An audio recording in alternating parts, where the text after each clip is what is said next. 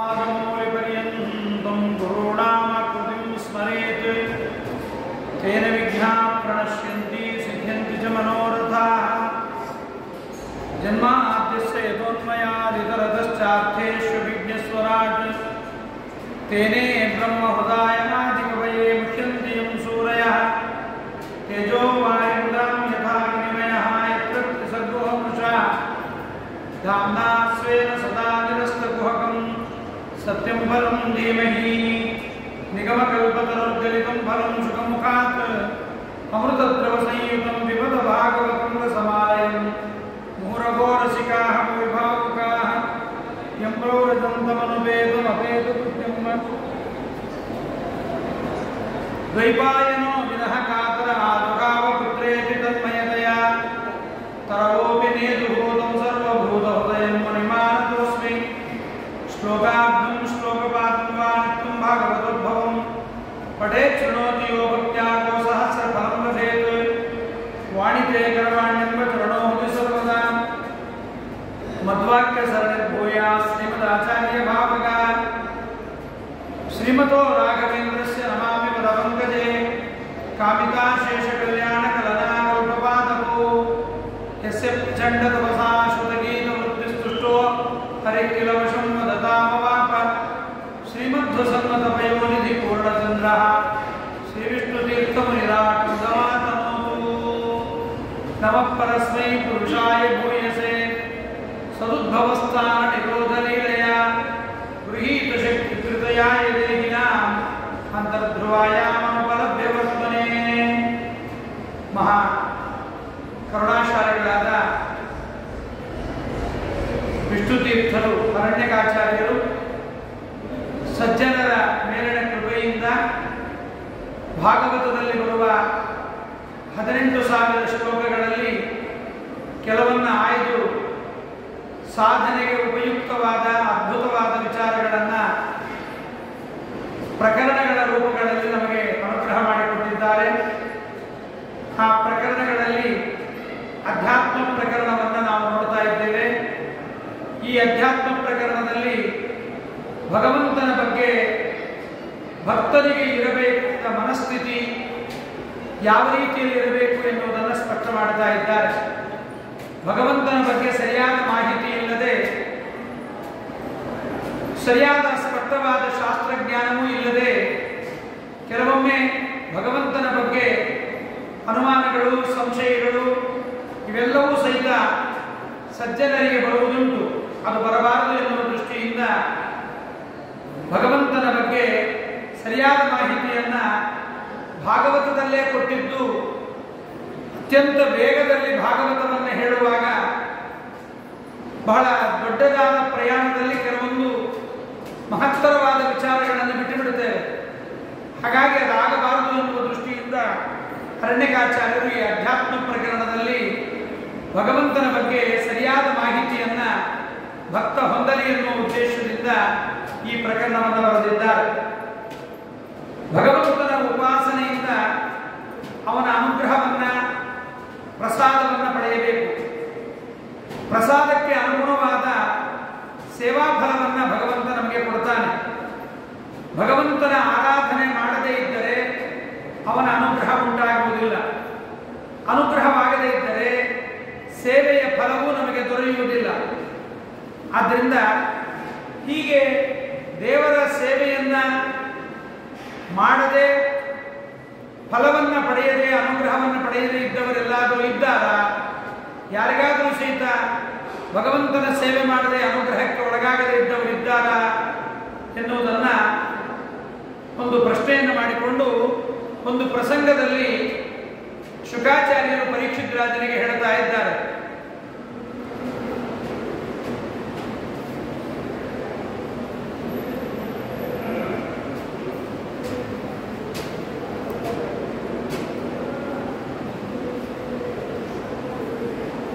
ಶುಕರು ಪರೀಕ್ಷಿತನಿಗೆ ನಿರೂಪಣೆಯನ್ನು ಮಾಡ್ತಾ ಇದ್ದಾರೆ. 8ನೇ ಸ್ಕಂದದಲ್ಲಿ ದೇವತೆಗಳು, ದೈತ್ಯರು ಸೇರಿ ಅಮೃತಕ್ಕೋಸ್ಕರವಾಗಿ ಕ್ಷೀರ ಸಮುದ್ರವನ್ನು ಮಥನ ಮಾಡುತ್ತಾರೆ. ಆ ಕ್ಷೀರ ಸಮುದ್ರವನ್ನು ಮಥನ ಮಾಡಿದಾಗ ಅನೇಕ ಪದಾರ್ಥಗಳು ಬರುತ್ತೆ. ಐರಾವತ ಬರುತ್ತೆ, ಇಂದ್ರ ತಗೊಳ್ತಾನೆ. ಉಚ್ಚೈಸ್ರವಸ್ಸು ಬರುತ್ತೆ, ಬಲಿ ದೈತ್ಯರು ತಗೊಳ್ತಾರೆ. ಕಾಮಧೇನು ಬರುತ್ತೆ, ಋಷಿಗಳು ತಗೊಳ್ತಾರೆ. ಪಾರಿಜಾತ ವೃಕ್ಷ ಬರುತ್ತೆ, ಅದನ್ನ ಇಂದ್ರಲೋಕದಲ್ಲಿಡ್ತಾರೆ. ಅಪ್ಸರಾ ಸ್ತ್ರೀಯರು ಬರ್ತಾರೆ, ಅವರನ್ನು ಅಲ್ಲಿಡ್ತಾರೆ. ಕೊನೆಗೆ ಮದ್ಯವೂ ಬರುತ್ತೆ, ಆ ಮದ್ಯವನ್ನು ಕೂಡ ದೈತ್ಯರು ಸ್ವೀಕಾರವನ್ನು ಮಾಡ್ತಾರೆ. ವಿಷ ಬರುತ್ತೆ, ಮಹರುದ್ರ ದೇವರಿಗೆ ವಾಯುದೇವರು ಕುಡಿದು ಆ ವಿಷವನ್ನು ಮಹರುದ್ರ ದೇವರಿಗೆ ಕೊಡ್ತಾರೆ. ಹೀಗೆಲ್ಲ ಆದ ಮೇಲೆ ಫಲ ಯಾವುದಕ್ಕಾಗಿ ಅವರು ಮಾಡಿದ್ದರು? ಯಾವ ಫಲ? ಅಮೃತಕ್ಕೋಸ್ಕರವಾಗಿ ದೇವತೆಗಳು ದೈತ್ಯರು ಸೇರಿ ಮಾಡಿದ ಈ ಒಂದು ಸಮುದ್ರ ಮಥನದಲ್ಲಿ ಫಲದಲ್ಲಿ ದೇವತೆಗಳು ಬಹಳ ಶ್ರೇಷ್ಠವಾದ ರೀತಿಯಲ್ಲಿ ಫಲವನ್ನು ಪಡೆದರು. ಆದರೆ ದೈತ್ಯರಿಗೆ ಫಲ ಸಿಗಲಿಲ್ಲ. ಈ ಉದ್ದೇಶವನ್ನಿಟ್ಟುಕೊಂಡು ನಿರ್ಣಯವನ್ನು ಕೊಡ್ತಾರೆ ಶುಕಾಚಾರ್ಯರು ಪರೀಕ್ಷಿತ್ ರಾಜನಿಗೆ. ಏವಂ ಸುರಾಸುರಗಣಾ ಸಮದೇಶ ಕಾಲ ಹೇತ್ವರ್ಥ ಯೋಗಗತಯೋಪಿ ಫಲೇ ವಿಕಲ್ಪಾಃ ತತ್ರಾಮೃತಂ ಸುರಗಣಾಃ ಫಲಮಂಜಸಾಪುಃ ಯತ್ಪಾದ ಪಂಕಜರಜ ಶ್ರಯಣಾನ್ನ ದೈತ್ಯಾಃ. ದೇವತೆಗಳು ದೈತ್ಯರು ಒಂದೇ ಉದ್ದೇಶ, ಒಂದೇ ಕಾಲ, ಒಂದೇ ಫಲ, ಒಂದೇ ದೇಶ. ಒಂದೇ ದೇಶದಲ್ಲಿ ಕ್ಷೀರ ಸಮುದ್ರದಲ್ಲೇ ಎಲ್ಲರೂ ಸೇರಿದ್ದಾರೆ. ಒಂದೇ ಉದ್ದೇಶ, ಸಮುದ್ರ ಮಥನದಲ್ಲಿ ಅಮೃತ ಬರಬೇಕು ಅಂತ. ದೇಶ, ಕಾಲ, ಫಲ ಎಲ್ಲವೂ ಒಂದೇ ಆಗಿರುವಾಗ ದೇವತೆಗಳಿಗೆ ಫಲ ಯಾಕೆ ಬಂತು, ದೈತ್ಯರಿಗೆ ಯಾಕೆ ಬರಲಿಲ್ಲ? ಎಲ್ಲರೂ ಒಂದೇ ದೇವಸ್ಥಾನಕ್ಕೆ ಬರ್ತಾರೆ, ಒಬ್ಬರೇ ದೇವರನ್ನು ಆರಾಧನೆ ಮಾಡ್ತಾರೆ. ಒಬ್ಬರೇ ದೇವರನ್ನು ಆರಾಧನೆ ಮಾಡಿದರೂ ಕೂಡ ಫಲದಲ್ಲಿ ವ್ಯತ್ಯಾಸ ಆಗುತ್ತೆ. ಯಾಕೆ ಎನ್ನುವುದು ಹೀಗೆ ಒಂದು ವಿಚಾರವನ್ನು ತೆಗೆದುಕೊಂಡಾಗ ಅದಕ್ಕೆ ಹೇಳ್ತಾರೆ, ಇಲ್ಲಿ ದೇವದಾನವರಿಗೆ ಸಿಕ್ಕ ಫಲ ವ್ಯತ್ಯಾಸವಾಯಿತು. ಮೊದಲ ಬಂದ ಪದಾರ್ಥಗಳನ್ನು ಕೆಲವೊಂದನ್ನು ಹಂಚಿಕೊಂಡರು. ಐರಾವತವನ್ನ, ಉಚ್ಚೈಸ್ರವಸ್ಸನ್ನ, ವಿಷವನ್ನ, ಮದ್ಯವನ್ನ ಅನೇಕರು ಹಂಚಿಕೊಂಡರು. ಆದರೆ ಮುಖ್ಯವಾದ ಉದ್ದೇಶ ಅಮೃತ ದೇವತೆಗಳಿಗೆ ಸಿಕ್ಕಿತು, ದೈತ್ಯರಿಗೆ ಸಿಗಲಿಲ್ಲ. ಯಾಕೆ ದೈತ್ಯರಿಗೆ ಸಿಗಲಿಲ್ಲ? ದೇವತೆಗಳಿಗೆ ಯಾಕೆ ಸಿಕ್ಕಿತು ಅಂದರೆ ಭಾಗವತ ಅನ್ನತ್ತೆ, ಯತ್ಪಾದ ಪಂಕಜರಜ ಶ್ರಯಣಾತ್. ಪರಮಾತ್ಮನ ಪಾದಾರವಿಂದಗಳನ್ನು ದೇವತೆಗಳು ದೃಢವಾಗಿ ನಂಬಿದವರು. ಪರಮಾತ್ಮನೇ ಎಲ್ಲವನ್ನು ಮಾಡಿಸಿದ ಎನ್ನುವ ಜ್ಞಾನ ಸ್ಪಷ್ಟವಾಗಿ ದೇವತೆಗಳಿಗಿತ್ತು. ದೈತ್ಯರಿಗೆ ನಾವು ಮಾಡಿದೆವು ಎನ್ನುವ ಅಹಂಕಾರ ಅವರಿಗಿತ್ತು. ಆದ್ದರಿಂದ ಪರಮಾತ್ಮನ ಪಾದಾರವಿಂದಗಳ ಆಶ್ರಯವನ್ನು ಪಡೆದಿದ್ದರಿಂದ ದೇವತೆಗಳಿಗೆ ಫಲ ಸಿಕ್ಕಿತು. ಪರಮಾತ್ಮನ ಪಾದಾರವಿಂದಗಳ ಆಶ್ರಯವನ್ನು ಮಾಡದೇ ಇದ್ದರಿಂದ ದೈತ್ಯರಿಗೆ ಫಲ ಸಿಗಲಿಲ್ಲ.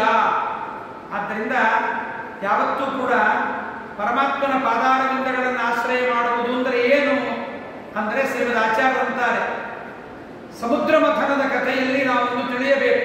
ಏನು? ಸಮುದ್ರ ಮಥನದಲ್ಲಿ ಯಾರ ಪ್ರಯತ್ನ ಹೆಚ್ಚಿತ್ತು ಅಂತ ನೋಡಬೇಕು. ಯಾರ ಪ್ರಯತ್ನ ಹೆಚ್ಚಿತ್ತು? ದೇವತೆಗಳದೋ ದೈತ್ಯರದೋ? ಇಬ್ಬರದೂ ಇಲ್ಲ. ದೇವತೆಗಳದೂ ಇಲ್ಲ, ದೈತ್ಯರದೂ ಇಲ್ಲ.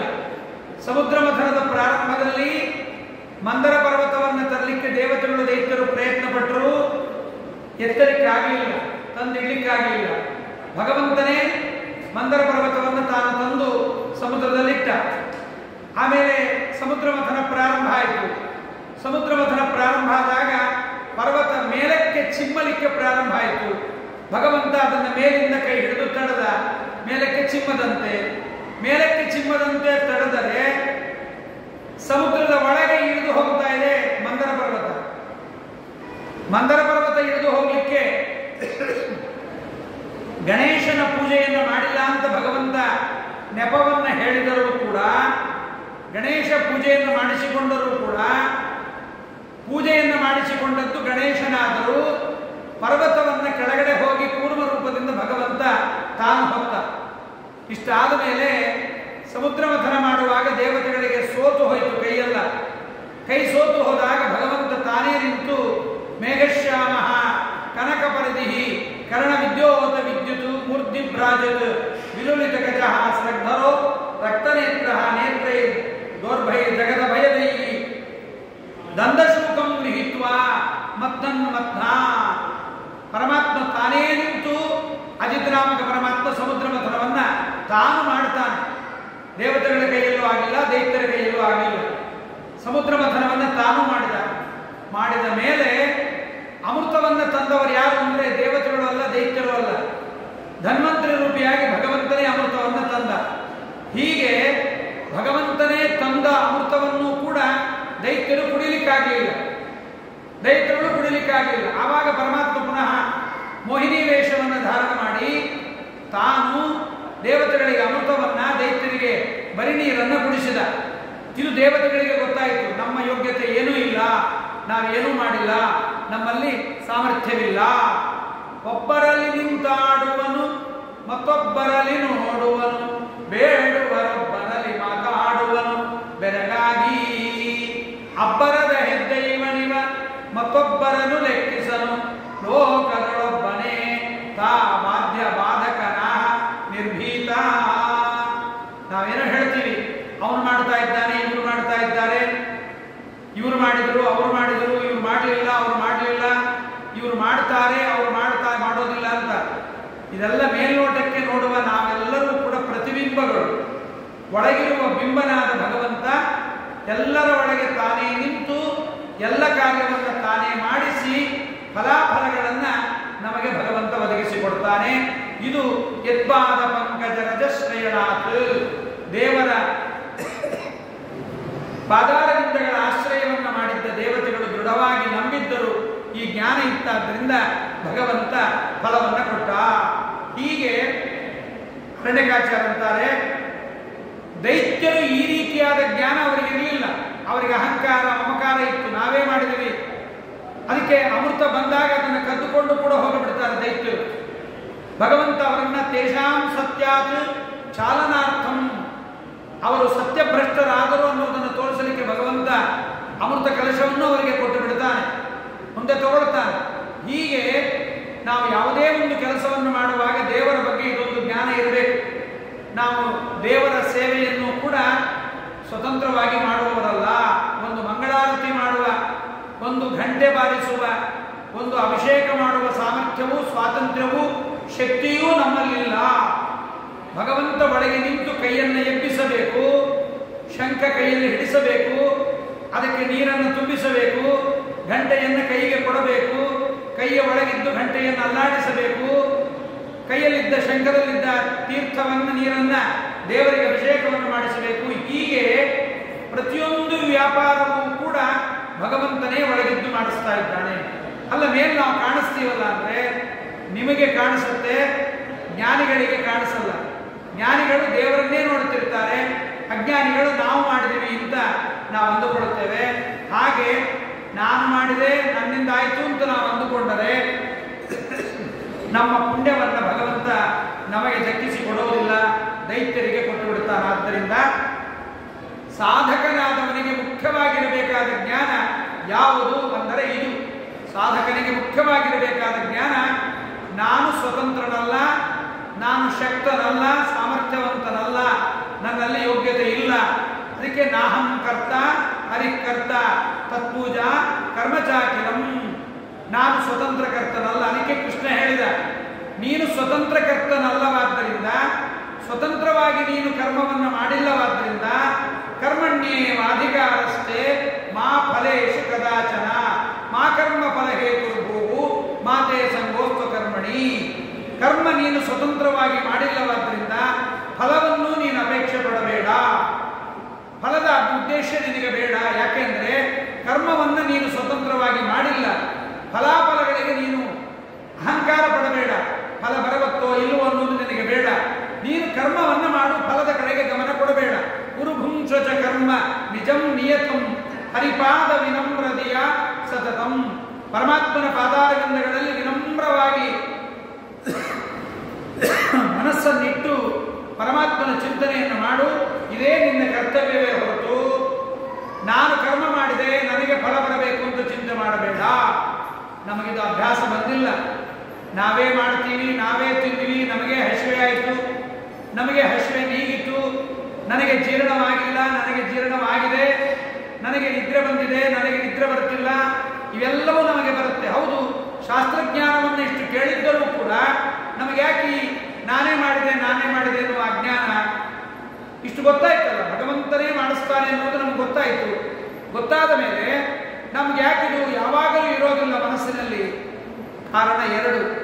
ಭೂಲೋಕದ ಅನ್ನ, ಈ ಮಾನುಷ ದೇಹ. ಈ ಮನುಷ್ಯ ದೇಹದ ಸ್ವಭಾವವೇ ಅಷ್ಟು. ಇದು ಏನು ಮಾಡಿದರೂ ನಾ ಮಾಡಿದೆ ಅನ್ನತ್ತೀವಿ. ಯಾಕೆಂದ್ರೆ ಇದಕ್ಕೆ ಅಹಂಕಾರ ಜಾಸ್ತಿ. ಆ ಅಹಂಕಾರದ ಜಾಸ್ತಿಯಿಂದ ಜೀವ ತಾನು ಮಾಡದೇ ಇದ್ದದ್ದನ್ನು ತಾನು ಮಾಡಿದೆ ಎನ್ನುವ ಅಹಂಕಾರಕ್ಕೊಳಗಾಗುತ್ತಾನೆ. ಅದಕ್ಕೆ ದೇವರಲ್ಲಿ ಕೇಳಬೇಕು, ಸ್ವಾಮಿ ಬೆಳಗ್ಗೆಯಿಂದ ಸಾಯಂಕಾಲದ ತನಕ ರಾತ್ರಿ ಮಲಗುವಾಗ ದೇವರಿಗೆ ಹೇಳಬೇಕಂತೆ, ಪ್ರಾತಃ ಪ್ರಭೃತಿ ಸಾಯಾಂತಂ ಸಾಯಾದಿ ಪ್ರಾತರಂ ತಥಾ ಯತ್ಕರೋಮಿ ಯದಶ್ನಾಮಿ ಯಜ್ಜುಹೋಮಿ ದದಾಮಿ ಯತ್ ಯತ್ ತಪಸ್ಯಾಮಿ ಗೋವಿಂದ ತತ್ಕುರುಷ್ವ ತ್ವದರ್ಪಣಂ. ಸ್ವಾಮಿ ಬೆಳಗಿನಿಂದ ಸಾಯಂಕಾಲದ ತನಕ ನೀನೇ ನಿಂತು ಮಾಡಿಸಿದ ಕರ್ಮಗಳು ನಿನಗೆ ಅರ್ಪಿತವಾಗಲಿ. ಇದು ನಾ ಮಾಡಿದೆ ಎನ್ನುವ ಅಹಂಕಾರ ನನಗೆ ಬೇಡ. ಈ ಒಂದು ಜ್ಞಾನ ನಮಗೆ ಸಾಧಕರಿಗೆ ಬರಬೇಕು. ಅದನ್ನೇ ಈ ಒಂದು ಶ್ರೇಷ್ಠವಾದ ಅಧ್ಯಾತ್ಮ ಪ್ರಕರಣದಲ್ಲಿ ಗುರುಗಳು ಶಿಷ್ಯರಿಗೆ, ನೀನು ಸ್ವತಂತ್ರನಲ್ಲ, ಪರಮಾತ್ಮನೇ ಎಲ್ಲವನ್ನು ಮಾಡಿಸ್ತಾನೆ. ಯತ್ಪಾದ ಪಂಕಜ ರಜ ಶ್ರೇಯಣಾತ್, ದೇವತೆಗಳೆಲ್ಲ ಅಮೃತವನ್ನು ಪಡೆಯಲಿಕ್ಕೆ ಕಾರಣ ಪರಮಾತ್ಮನ ಪಾದಾರವಿಂದಗಳ ಆಶ್ರಯವನ್ನು ಮಾಡಿದ್ದರಿಂದ ಎನ್ನುವುದನ್ನು ಹೇಳಿಸ್ತಾ ಇದ್ದಾರೆ. ಇಷ್ಟಾದ ಮೇಲೆ ಮತ್ತೊಂದು ಮಾತನ್ನ ಪ್ರಶ್ನೆಯನ್ನು ಮಾಡ್ತಾರೆ ಅರಣ್ಯಕಾಚಾರ್ಯರು. ಪರಬ್ರಹ್ಮ ಅವನಲ್ಲಿ ಫಲವನ್ನು ಕೊಡುವಾಗ ಒಬ್ಬರಿಗೆ ಒಂದು ರೀತಿ ಮತ್ತೊಬ್ಬರಿಗೆ ಒಂದು ರೀತಿ ಕೊಡ್ತಾನೆ. ಒಬ್ಬ ಸೇವೆ ಮಾಡಿದವನಿಗೆ ಹೆಚ್ಚು ಫಲ, ಇನ್ನೊಬ್ಬನಿಗೆ ಕಡಿಮೆ ಫಲ. ಹೀಗೆ ಏನು ಕಾರಣ? ಯಾಕೆ ಹೀಗೆ? ಒಬ್ಬ ಸೇವೆ ಮಾಡಿದ್ದಾನೆ, ಅವನಿಗೆ ಫಲ ದೊರಕಿದೆ.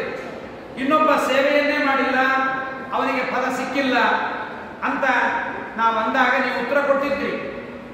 ಹಾಗಲ್ಲ ನಾವು ಕೇಳೋದು. ಭಗವಂತ ತಾನು ಸೇವೆಯನ್ನೂ ಮಾಡಿದ್ದಾರೆ, ಭಕ್ತರು ಸೇವೆ ಮಾಡಿದ್ದಾರೆ, ಫಲವನ್ನು ಪಡೆದಿದ್ದಾರೆ. ಎಲ್ಲರೂ ಅನೇಕರು ಸೇವೆ ಮಾಡಿದ್ದಾರೆ, ಫಲವನ್ನು ಪಡೆದಿದ್ದಾರೆ. ಆದರೆ ಫಲದಲ್ಲಿ ವಿಷಮತೆ ಇದೆ. ವಿಷಮತೆ ಅಂದರೆ ಒಬ್ಬರಿಗೆ ಒಂದು ರೀತಿಯ ಫಲ, ಇನ್ನೊಬ್ಬರಿಗೆ ಕಡಿಮೆ ಫಲ, ಒಬ್ಬರಿಗೆ ಹೆಚ್ಚು ಫಲ, ಒಬ್ಬರಿಗೆ ಕಡಿಮೆ ಫಲ. ಇದ್ಯಾಕಿದು ಹೀಗೆ? ಎಲ್ಲರೂ 10 ರೂಪಾಯಿ ಕೊಟ್ಟೆ ಲಾಟರಿ ಟಿಕೆಟ್ ತಗೊಂಡಿದ್ದಾರೆ. ಒಬ್ಬನಿಗೆ ಫಸ್ಟ್ ಪ್ರೈಜು, ಒಬ್ಬನಿಗೆ ಸೆಕೆಂಡ್ ಪ್ರೈಸ್ ಬಂತು. ಒಂದೇ ಕ್ಲಾಸಲ್ಲಿ ಕೂತು ಎಲ್ಲರೂ ಓದಿದ್ದಾರೆ. ಒಬ್ಬ ಡಿಸ್ಟಿಂಕ್ಷನ್ ಅಲ್ಲಿ ಪಾಸ್ ಆಗಿದ್ದಾನೆ, ಒಬ್ಬ ಕೇವಲ ಪಾಸ್ ಆಗಿದ್ದಾನೆ. ಇದಕ್ಕೆ ನಾವಂತೀವಿ ಭಗವಂತನಿಗೆ ಇವನು ಮೇಲು, ಇವನು ಕೀಳು ಅಂತ ದೇವರು ಮಾಡ್ತಾನೆ. ಭಗವಂತನೂ ಕೂಡ ಇವನು ಮೇಲು, ಇವನು ಕೀಳು ಅಂತ ಮಾಡ್ತಾನೆ.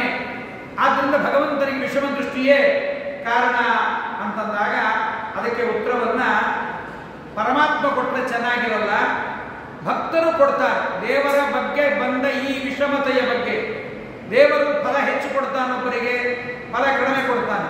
ಒಬ್ಬ ಬಂದಿದ್ದ 108 ನಮಸ್ಕಾರ ಹಾಕಿದ, 108 ಪ್ರದಕ್ಷಿಣೆ, ಒಂದು ಪ್ರದಕ್ಷಿಣೆಗೆ 8 ನಮಸ್ಕಾರ. ಇನ್ನೊಬ್ಬನು ಹಾಗೆ ಹಾಕಿದ, ಒಬ್ಬನಿಗೆ ಹೆಚ್ಚು ಫಲ ಸಿಕ್ತು, ಇನ್ನೊಬ್ಬರಿಗೆ ಕಡಿಮೆ ಫಲ ಸಿಕ್ತು. ದೇವರು ಸೇವೆಯನ್ನು ಮಾಡಿಸಿಕೊಡುತ್ತಾನೆ, ಫಲವನ್ನು ಕೊಡುವುದರಲ್ಲಿ ಪರಮಾತ್ಮ ವಿಷಮನಾಗಿದ್ದಾನೆ ಅಂತ ನಾವಂತೀವಿ ದೇವರ ಬಗ್ಗೆ. ಇದು ಭಕ್ತನ ಮನುಷ್ಯನಿಗೆ ಬರುತ್ತೆ. ಎಲ್ಲರೂ ಬರ್ತಾರೆ ದೇವಸ್ಥಾನಕ್ಕೆ, ಕೆಲವರಿಗೆ ಕೈ ತುಂಬ ಪರಮಾತ್ಮ ಅನುಗ್ರಹವನ್ನು ಮಾಡ್ತಾನೆ, ಫಲವನ್ನು ನಮಗೆ ತುಂಬ ಕಡಿಮೆ ಕೊಡ್ತಾನೆ ಅನ್ನುವ ಈ ಒಂದು ದೇವರ ಬಗ್ಗೆ ವಿಷಮತೆ ಬಂದಾಗ ಇದಕ್ಕೆ ಈ ಆಕ್ಷೇಪಕ್ಕೆ ಉತ್ತರವನ್ನ ದೇವರಲ್ಲಿ ಈ ರೀತಿಯಾದ ವಿಷಮತೆ ಇಲ್ಲ ಅನ್ನುವುದನ್ನ ಪರಮಾತ್ಮನ ಭಕ್ತರಾದ ಪ್ರಹ್ಲಾದರಾಜರು ನರಸಿಂಹಾವತಾರವನ್ನು ಭಗವಂತ ಮಾಡಿದಾಗ ಉತ್ತರವನ್ನು ಕೊಡ್ತಾರೆ. ನೈಷಾ ಪರಾವರಮತಿ ಭವತೋ ನನು ಸ್ಯಾತ್ ಜಂತೋರ್ಯಥಾತ್ಮ ಸುಹೃದಃ ಜಗತಸ್ತಥಾಪಿ ಸಂಸೇವಯ ಸುರತರೋರಿವತೆ ಪ್ರಸಾದಃ ಸೇವಾನುರೂಪ ಉದಯೋ ನ ಪರಾವರತ್ವಂ. ನೈಷಾ ಪರಾವರಮತಿ ಭವತೋ ನದು ಸ್ಯಾತ್. ವಿಶ್ವಕ್ಕೆಲ್ಲ ಅನಿಮಿತ್ತ ಬಂಧು ಭಗವಂತ, ಇಡೀ ಜಗತ್ತಿಗೆ ಅನಿಮಿತ್ತ ಬಂಧು, ಹಿತಚಿಂತಕನಾಗಿದ್ದಾನೆ, ನಿರಪೇಕ್ಷನಾಗಿದ್ದಾನೆ. ನಮ್ಮಿಂದ ಏನನ್ನೂ ಅಪೇಕ್ಷೆ ಪಡುವುದಿಲ್ಲ ಭಗವಂತ. ಮತ್ತು ಹಿತಚಿಂತಕನಾಗಿರುವ ಪರಮಾತ್ಮನಲ್ಲಿ ಇವನು ವಿಷಮ ದೃಷ್ಟಿ ಪರಮಾತ್ಮನಿಗಿಲ್ಲ. ಆದರೂ ಕೂಡ ನೀನು ಫಲವನ್ನು ಕೊಡುವಾಗ ಹೆಚ್ಚು ಕಡಿಮೆ ಫಲಗಳು ಕಾಣಿಸುತ್ತಲ್ಲ ಅಂದರೆ ಅದಕ್ಕೆ ಉತ್ತರವನ್ನು ಕೊಡ್ತಾರೆ. ಕಲ್ಪವೃಕ್ಷದ ಸೇವೆಯನ್ನು ಮಾಡುವಾಗ ದೈಹಿಕವಾಗಿ ಅನೇಕರು ಒಂದೇ ರೀತಿ ಸೇವೆಯನ್ನು ಮಾಡಿರ್ತಾರೆ, ಆದರೆ ಮಾನಸಿಕವಾಗಿ ಅನೇಕರ ವ್ಯತ್ಯಾಸ ಇರುತ್ತೆ. ಇವತ್ತು ರಾಘವೇಂದ್ರ ಸ್ತೋತ್ರವನ್ನ, ವಿಷ್ಣು ಸಹಸ್ರನಾಮವನ್ನ, ವಾಯುಸ್ತುತಿಯನ್ನ ಅನೇಕರು ಹೇಳ್ತೇವೆ. ಹೇಳುವಾಗ ಎಲ್ಲರಿಗೂ ಅರ್ಥಾನುಸಂಧಾನದ ಕಡೆಗೆ ಗಮನ ಇರೋದಿಲ್ಲ. ಸ್ತೋತ್ರ ಹೇಳುವ ಕಡೆಗೆ ಗಮನ ಇರುತ್ತೆ ಹೊರತು ಅರ್ಥದ ಕಡೆಗೆ ಗಮನ ಇರೋದಿಲ್ಲ. ಮಧ್ವನಾಮ ಹೇಳ್ತೇವೆ, ಕೇಶವನಾಮ ಹೇಳ್ತೇವೆ, ಅನೇಕ ಹೇಳ್ತೇವೆ. ಆದರೆ ಹೇಳುವಾಗ ನಾವೊಂದು ಟೇಪ್ ರೆಕಾರ್ಡರ್ ಥರ ಅದನ್ನು ಹೇಳಿ ಮುಗಿಸಿಬಿಡ್ತೇವೆ. ಒಬ್ಬ ಸಜ್ಜನ ಜ್ಞಾನಿ ತಾನು ದೇವರ ಸೇವೆಯನ್ನು ಮಾಡುವಾಗ, ಸ್ತೋತ್ರವನ್ನು ಹೇಳುವಾಗ ಅರ್ಥಾನುಸಂಧಾನದ ಕಡೆಗೆ ಗಮನ ಕೊಡ್ತಾನೆ. ಅಜ್ಞಾನಿ ಬರೀ ಸ್ತೋತ್ರವನ್ನೇ ಹೇಳ್ತಾನೆ. ಇವರಿಬ್ಬರ ಸೇವೆಯೂ ಸಮಾನ ಸ್ತೋತ್ರವನ್ನು ಹೇಳುವುದರಲ್ಲಿ. ಆದರೆ ಜ್ಞಾನಿಯ ಸೇವೆಯಲ್ಲಿ ವ್ಯತ್ಯಾಸ. ಮೇಲ್ನೋಟಕ್ಕೆ ಇಬ್ಬರೂ ನಮಸ್ಕಾರ ಮಾಡಿದ್ದಾರೆ, ಇಬ್ಬರೂ 108 ಪ್ರದಕ್ಷಿಣೆ ಹಾಕಿದ್ದಾರೆ. ಆದರೆ ಜ್ಞಾನಿ ಒಳಗಡೆ ಅಂತಹ ಅವನಿಗೆ ಭಗವಂತನ ಬಗ್ಗೆ ಸ್ಪಷ್ಟವಾದ ಜ್ಞಾನ, ಸ್ಪಷ್ಟವಾದ ಭಕ್ತಿ, ಸಾಂಸಾರಿಕ ವಿಷಯದಲ್ಲಿ ವೈರಾಗ್ಯ, ಅತ್ಯಂತ ನಿಷ್ಠೆ ಭಗವಂತನಲ್ಲಿ ಇರುವುದರಿಂದ ಅವನಿಗೆ ಫಲ ಹೆಚ್ಚಾಗುತ್ತೆ, ಇವನಿಗೆ ಫಲ ಕಡಿಮೆ ಆಗುತ್ತೆ. ಅರ್ಜುನ, ದುರ್ಯೋಧನ ಇಬ್ಬರೂ ದೇವರಿಗೆ ಬೇಕಾದವರೇ, ಇಬ್ಬರೂ ಬಂದಿದ್ದರು. ಆದರೆ ಅರ್ಜುನನಿಗೆ ಭಗವಂತ ತನ್ನನ್ನೇ ಕೊಟ್ಟ. ಅರ್ಜುನ ಭಗವಂತನನ್ನೇ ಬೇಡಿದ, ದುರ್ಯೋಧನ ದೇವರನ್ನ ಬೇಡ ಅಂದ. ದೇವರು ಕೊಡುವ ಸಂಪತ್ತು ಬೇಕು ಅಂತ. ಹೀಗೆ ದೇವತೆಗಳೆಲ್ಲರೂ ಕೂಡ ದೇವರೇ ಬೇಕು ಅಂದರು. ನಮಗೆ ಅಮೃತದ್ದು ಮುಖ್ಯ ಉದ್ದೇಶವಲ್ಲ. ದೈತ್ಯರಂದರೂ ನಮಗೆ ಅಮೃತ ಬೇಕು ಅಂತ. ಕೆಲವರಿಗೆ ಫಲದಲ್ಲಿ ಉದ್ದೇಶ, ಕೆಲವರಿಗೆ ಫಲ ಕೊಡುವವನಲ್ಲಿ ಮನಸ್ಸು. ಹೀಗಾಗಿ ಈ ಒಂದು ಉದ್ದೇಶದಿಂದ ಕೆಲವರು ಮದುವೆ ಮಾಡ್ಕೊಳ್ತಾರೆ ನೋಡ್ರಿ. ಕೆಲವರು ಮದುವೆ ಮಾಡಿಕೊಳ್ಳುವಾಗ ವರದಕ್ಷಿಣೆಯ ಕಡೆಗೆ ಗಮನ, ಕನ್ಯೆಯ ಕಡೆಗೆ ಗಮನ ಇರೋದೇ ಇಲ್ಲ. ಕೆಲವರು ಹೇಳ್ತಾರೆ ನಮಗೆ ವರದಕ್ಷಿಣೆ ಬೇಡ, ಕನ್ಯಾ ಗುಣವಂತರಾಗಿದ್ದರೆ ಸಾಕು, ರೂಪವಂತರಾಗಿದ್ದರೆ ಸಾಕು ಅಂತಾರೆ. ಹೀಗೆ ನಾವು ಯಾವ ಫಲವನ್ನು ಕೇಳ್ತೇವೆ ಆ ಫಲವನ್ನು ಕೇಳುವಾಗ ನಮಗೆ ಸ್ಪಷ್ಟತೆ ಇರಬೇಕು ಫಲದಲ್ಲಿ. ಆದ್ದರಿಂದ ದೈವ ಕೃಪೆಯಿಂದ ನಮಗೆ ಕಲ್ಪತರು ಸಿಕ್ಕಿರುತ್ತೆ, ಅದರ ಸೇವೆಯನ್ನು ಮಾಡುತ್ತಾರೆ. ಸೇವೆಯನ್ನು ಮಾಡುವಾಗ ಫಲದಲ್ಲಿ ಹೆಚ್ಚು ಕಡಿಮೆ ಆಗುತ್ತೆ. ಒಬ್ಬನಿಗೆ ರಾಜ್ಯ ಪದವಿ ಸಿಗುತ್ತೆ, ಒಬ್ಬನಿಗೆ ಮಂತ್ರಿ ಪದವಿ ಸಿಗುತ್ತೆ. ಅರಣ್ಯಕಾಚಾರ್ಯ ಬರೀತಾರೆ. ಹೀಗೆ ಸೇವೆ ಮಾಡೋದರಲ್ಲಿ ಒಬ್ಬನಿಗೆ ರಾಜ್ಯ ಪದವಿ, ಮಂತ್ರಿ ಪದವಿ ಬಂದದ್ದಕ್ಕೆ ಕಾರಣ ಆ ಅನುಗ್ರಹದಲ್ಲಿ ತಾರತಮ್ಯ ಯಾಕೆ ಅಂದರೆ ಅವರವರ ಮನೋಭಾವನೆಗಳೇ ಕಾರಣ. ಅದಕ್ಕೆ ಜಗನ್ನಾಥದಾಸರಂತಾರೆ, ಮನವನಿತ್ತರೆ ತನ್ನ ನೀವನು ತನುವ ದಂಡಿಸಿ ದಿನ ದಿನದಿ ಸಾಧನವ ಮಾಡ್ಪರಿಗೆ ಇತ್ತಪನು ಅವನು ಸ್ವರ್ಗ ಆದಿ ಭೋಗಗಳು. ನೋಡ್ರಿ, ಮನೆಯಲ್ಲಿ ಪಾತ್ರೆ ತೊಳೆಯೋಳು ಬರ್ತಾಳೆ, ಅವಳು ಪಾತ್ರೆ ತೊಳೆಯುತ್ತಾಳೆ. ಅವಳು ಬರದೇ ಇದ್ದಾಗ ಹೆಂಡತಿ ಪಾತ್ರೆ ತೊಳೆಯುತ್ತಾಳೆ. ಬರಲಿಲ್ಲ, ಒಂದು ವಾರ ಅವಳು ಬರಲಿಲ್ಲ ಅಂದ್ರೆ ಹೆಂಡತಿ ಪಾತ್ರೆ ತೊಳೆಯುತ್ತಾಳೆ. ಹೆಂಡತಿ ಪಾತ್ರೆ ತೊಳೆದರೆ ಮನಸ್ಸಿಟ್ಟು ಪಾತ್ರೆ ತೊಳೆಯುತ್ತಾಳೆ, ಬಹಳ ಮನಸ್ಸನ್ನಿಟ್ಟು ಪಾತ್ರೆ ತೊಳೆಯುತ್ತಾಳೆ. ನನ್ನ ಮನೆಯ ಪಾತ್ರೆ, ಇದರಲ್ಲಿ ಏನೂ ಕೊಳೆ ಇರಬಾರದು ಅಂತ ಪಿನ್ ಹಾಕಿ ತಾನು ಎಳೆದು ಚೆನ್ನಾಗಿ ಕೊಳೆ ಇಲ್ಲದಂತೆ ಪಾತ್ರೆಯನ್ನು ತೊಳೆಯುತ್ತಾಳೆ. ಕೆಲಸದವಳು ಬರೀ ದೇಹದಿಂದ ಮಾಡುತ್ತಾಳೆ. ಮನಸ್ಸನ್ನಿಟ್ಟು ಮಾಡಿದ ಹೆಂಡತಿಗೆ ವರ್ಷದಲ್ಲಿ ಒಮ್ಮೆಯಾದರೂ ಬಂಗಾರದ ಏನಾದರೂ ಕೊಡಿಸ್ತಾನೆ ಗಂಡ. ಪಾತ್ರೆ ತೊಳೆ ಒಳಗೆ ಕೊಡಿಸಲ್ಲ, ಬರೀ ಕೂಲಿಯನ್ನು ಕೊಡ್ತಾನೆ. ಬರೀ ದೇಹದಂಡನೆ ಮಾಡುವವರಿಗೆ ಕೂಲಿ, ಮನದಂಡನೆ ಮಾಡುವವರಿಗೆ ಸಂಪತ್ತನ್ನು ಕೊಡ್ತಾನೆ ಭಗವಂತ. ನಮಗೆ ಮನದಂಡನೆ ಬೇಕೇ ಹೊರತು ತನುದಂಡನೆ ಬೇಡ.